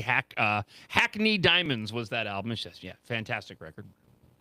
yeah, they're not topping charts anymore. I have for new stuff, are they? no. They're still drawing crowds, and Mick Jagger still has the moves like Jagger, but he is very, very old. That is the only song I know by him, or not by him, but about him, I guess. 82. He is 82 years old. So he was making the media rounds talking about the Rolling Stones. Also got on the topic of other rock icons and had some very interesting words that actually made me want to listen to some Rolling Stones. I didn't. I'm not a Rolling Stones fan. Never been my style of music. But I tended to agree with some of what he had to. And to my say question here. is to do with sort of how you understand your relationship with your audience. This actually maybe speaks to the politics stuff in a way too, because and let me give two counterexamples to sort of triangulate the question. Okay. So on one poll we have somebody like Bob Dylan, where if you go see him live, he's great. It almost feels like the crowd is incidental. Like he's going to be doing whatever he's doing, whether or not people showed up or not. On the other end of the spectrum, you have somebody like a Bruce Springsteen, who clearly sees his job as engaging in a meaningful back and forth with his audience. It means something different to him. Yeah. What does your relationship to the audience mean to you? What do they represent, all those people out there? Well, first of all, it depends where you are and what kind of event it is. Like the New Orleans event, that's a festival. They didn't come to see you necessarily. You know, they bought their tickets before they knew you were coming. Right. If you play the New Orleans Jazz Festival, we played that. Then we do Summer in the Park in London. You buy those tickets. Glastonbury. You buy those tickets because you like that festival. You always think something's good's going to happen, but you don't know. So they're not necessarily coming to see, they're not your biggest fans necessarily. I'm not saying that they hate you, otherwise it probably wouldn't be there. There's different levels of these kind of people, and you have to treat them in a slightly different way. The bottom line of... First off, just real quick, I have again, I know very little about Mick Jagger. I just know the hits, right? Okay. I don't think I've ever even watched an interview with Mick Jagger until this one, but I had just based off of what he said, a tremendous amount of respect for what he said there, because he's right. Mm-hmm. He's absolutely right. It's that whole know your audience, and from a content creator standpoint, listening to that, going, yeah, man, he's 100% correct. You got to know the audience you're playing for, and if in this case, if you're at a big festival, you want to start preaching to the crowd. Well, you got a whole bunch of people there that aren't there, to see just you. They're there to see other individuals. But here's where he makes the interesting statement. The bottom line of my thing is that my job in the live music world is just those people that come is to have the best time they possibly can, and for 2 hours or whatever it is, to forget all their problems and the problems of the world and their mortgages and their whatever, and if they have problems, or just to give them, they can have just the best time. It's it's similar going to a sports event, really, because you everything else is shut out. You're just watching who's going to win. You know, you're not worrying about everything else. You know, those things are out of your mind. I know you're still you're on the phone and everything. Little Danny has like hurt his tooth, but you know, I know you can still have that. But I know you can still have that, but in the old days, you never had that really. That's my job. So, is to make them have the best time they possibly have, and some audiences want to go completely nuts, you know. So then you encourage them to go more nuts and say you can play to some places in the world. It's different, you know. You play in Finland, it's not the same as playing in Argentina, you know. It's a different. They don't want to go completely so nuts. Maybe they do. I'm just using it as possibles. Yeah. But so you don't want to be trying to churn them up into like get frustrated that they're not being demonstrative or you don't think they're having a good time, because they might be quite relatively calm. They might be relatively, you know, they're having a good time, but in their, I always say to everyone else, they're having a good time in their own way. But as you go to another place and they're going completely ape shit, you know, so and your job is to make them more ape shit. That's the one that want to go ape shit, but let's go ape shit, you know. So I want to dig a little deeper on that question. Yeah. So you're talking about what your job is in those events is to make people have a good time, they want to leave the concert feeling like it was worth it and they can forget their troubles. And you don't want to lecture them. You don't want to lecture them. That was the part that ended up garnering the most attention, because it completely pushes back on what your Bruce Springsteens have done as of late. And there's a host of other artists out there. And I can't help, you know, and I think there's a British element to this where I think that when it comes to, we'll just focus on Bruce Springsteen and then we'll wrap up the show today. You know, I bet there was a point in time when Bruce Springsteen probably felt exactly the same way. And if you had interviewed Springsteen, he probably would have said exactly the same things that Mick Jagger was saying. But Bruce Springsteen, like so many others, you go back to that turning point of Trump. And I think it broke a lot of people. I was watching an interview yesterday with the guy that played the actor who plays a Reacher on the Amazon show. That big Alan Richter. Richmond or Richie? Richter or something like this. He was doing an interview just yesterday, and he was railing on Trump again, calling him a racist pedophile. And I feel like that Bruce Springsteen fell into that category where his brain got broken, and now they go to their shows because they're going to kind of get preached at. But I personally really appreciated Mick Jagger's comments there as an individual who's been around for decades, entertaining audiences, and even at age 82 hasn't succumbed to the woke mind virus and understands he's still just there to entertain the masses, and that's his job. That's exactly it. The guy knows what he's there for. He's there to entertain people and give them a good time for a few hours. And I think that's great. Yeah, it comes across as very humble too. It's like he knows his role. My role is not to be a policy expert, a political pundit. That's not why people come to me. It comes across as just very confident in who he actually is and not having to pretend to be anything else. It's not my role either. My role is just people that have a good time. I'm not here to give any sort of opinions or takes on it. Well, wait, sorry. I guess I'm not saying. You might be wrong there. I know, right? Hey, that wraps up the second dry run show. We've got a lot of faces there. I think they're all wondering why we've gone long. Yeah, there's a lot of... you guys don't know. Yeah, there's been a lot of people that have been circling around the doorway here, Center of the American Experiment, and I think they were like, I thought the show was done at 9. Well, it is, unless we end up starting late. But that is the luxury and what is amazing about what we're doing now. And I realized that later when we had our little technical snafu when the show started. I was like, I was still in my radio mindset, and I'm like, oh, no.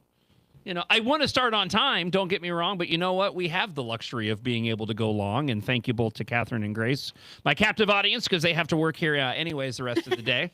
So this was your Dry Run Freedom Friday show. Guys, I'm excited for the future, and I just let me just take a moment while I have you all here. Thank you so much for the opportunity and for helping to make all of this happen. It's been the most team efforts to go and pull this off, and it'll continue to be that. We're heading into tomorrow. Really looking forward to the America 250 block party. Of course, you will be watching or listening to this after that event, and the show starts officially on Monday.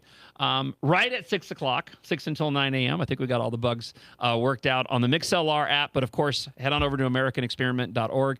Hit the link there, and then you'll be able to find it on YouTube, Instagram, Facebook, Rumble, multiple pages. But head on over to the American Experiment social media pages to watch and listen. And thanks, you guys, so much for coming in. I'm so excited to get the show officially launched next week. And it won't be this loose.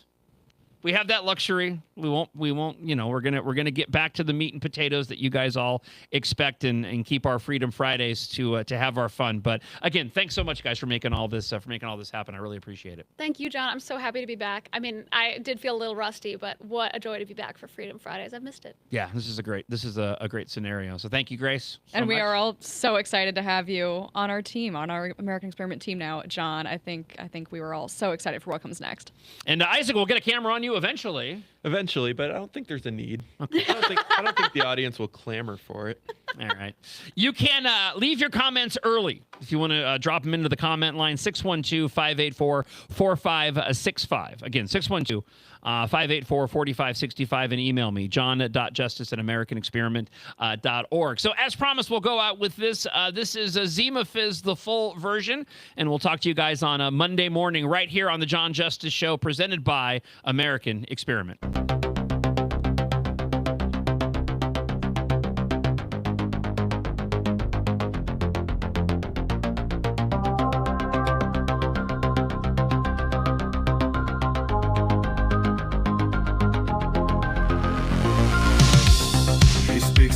Static waves at dawn, a voice that lingers when night is gone. Twin cities hum with stories spun. John Justice rides the rising sun.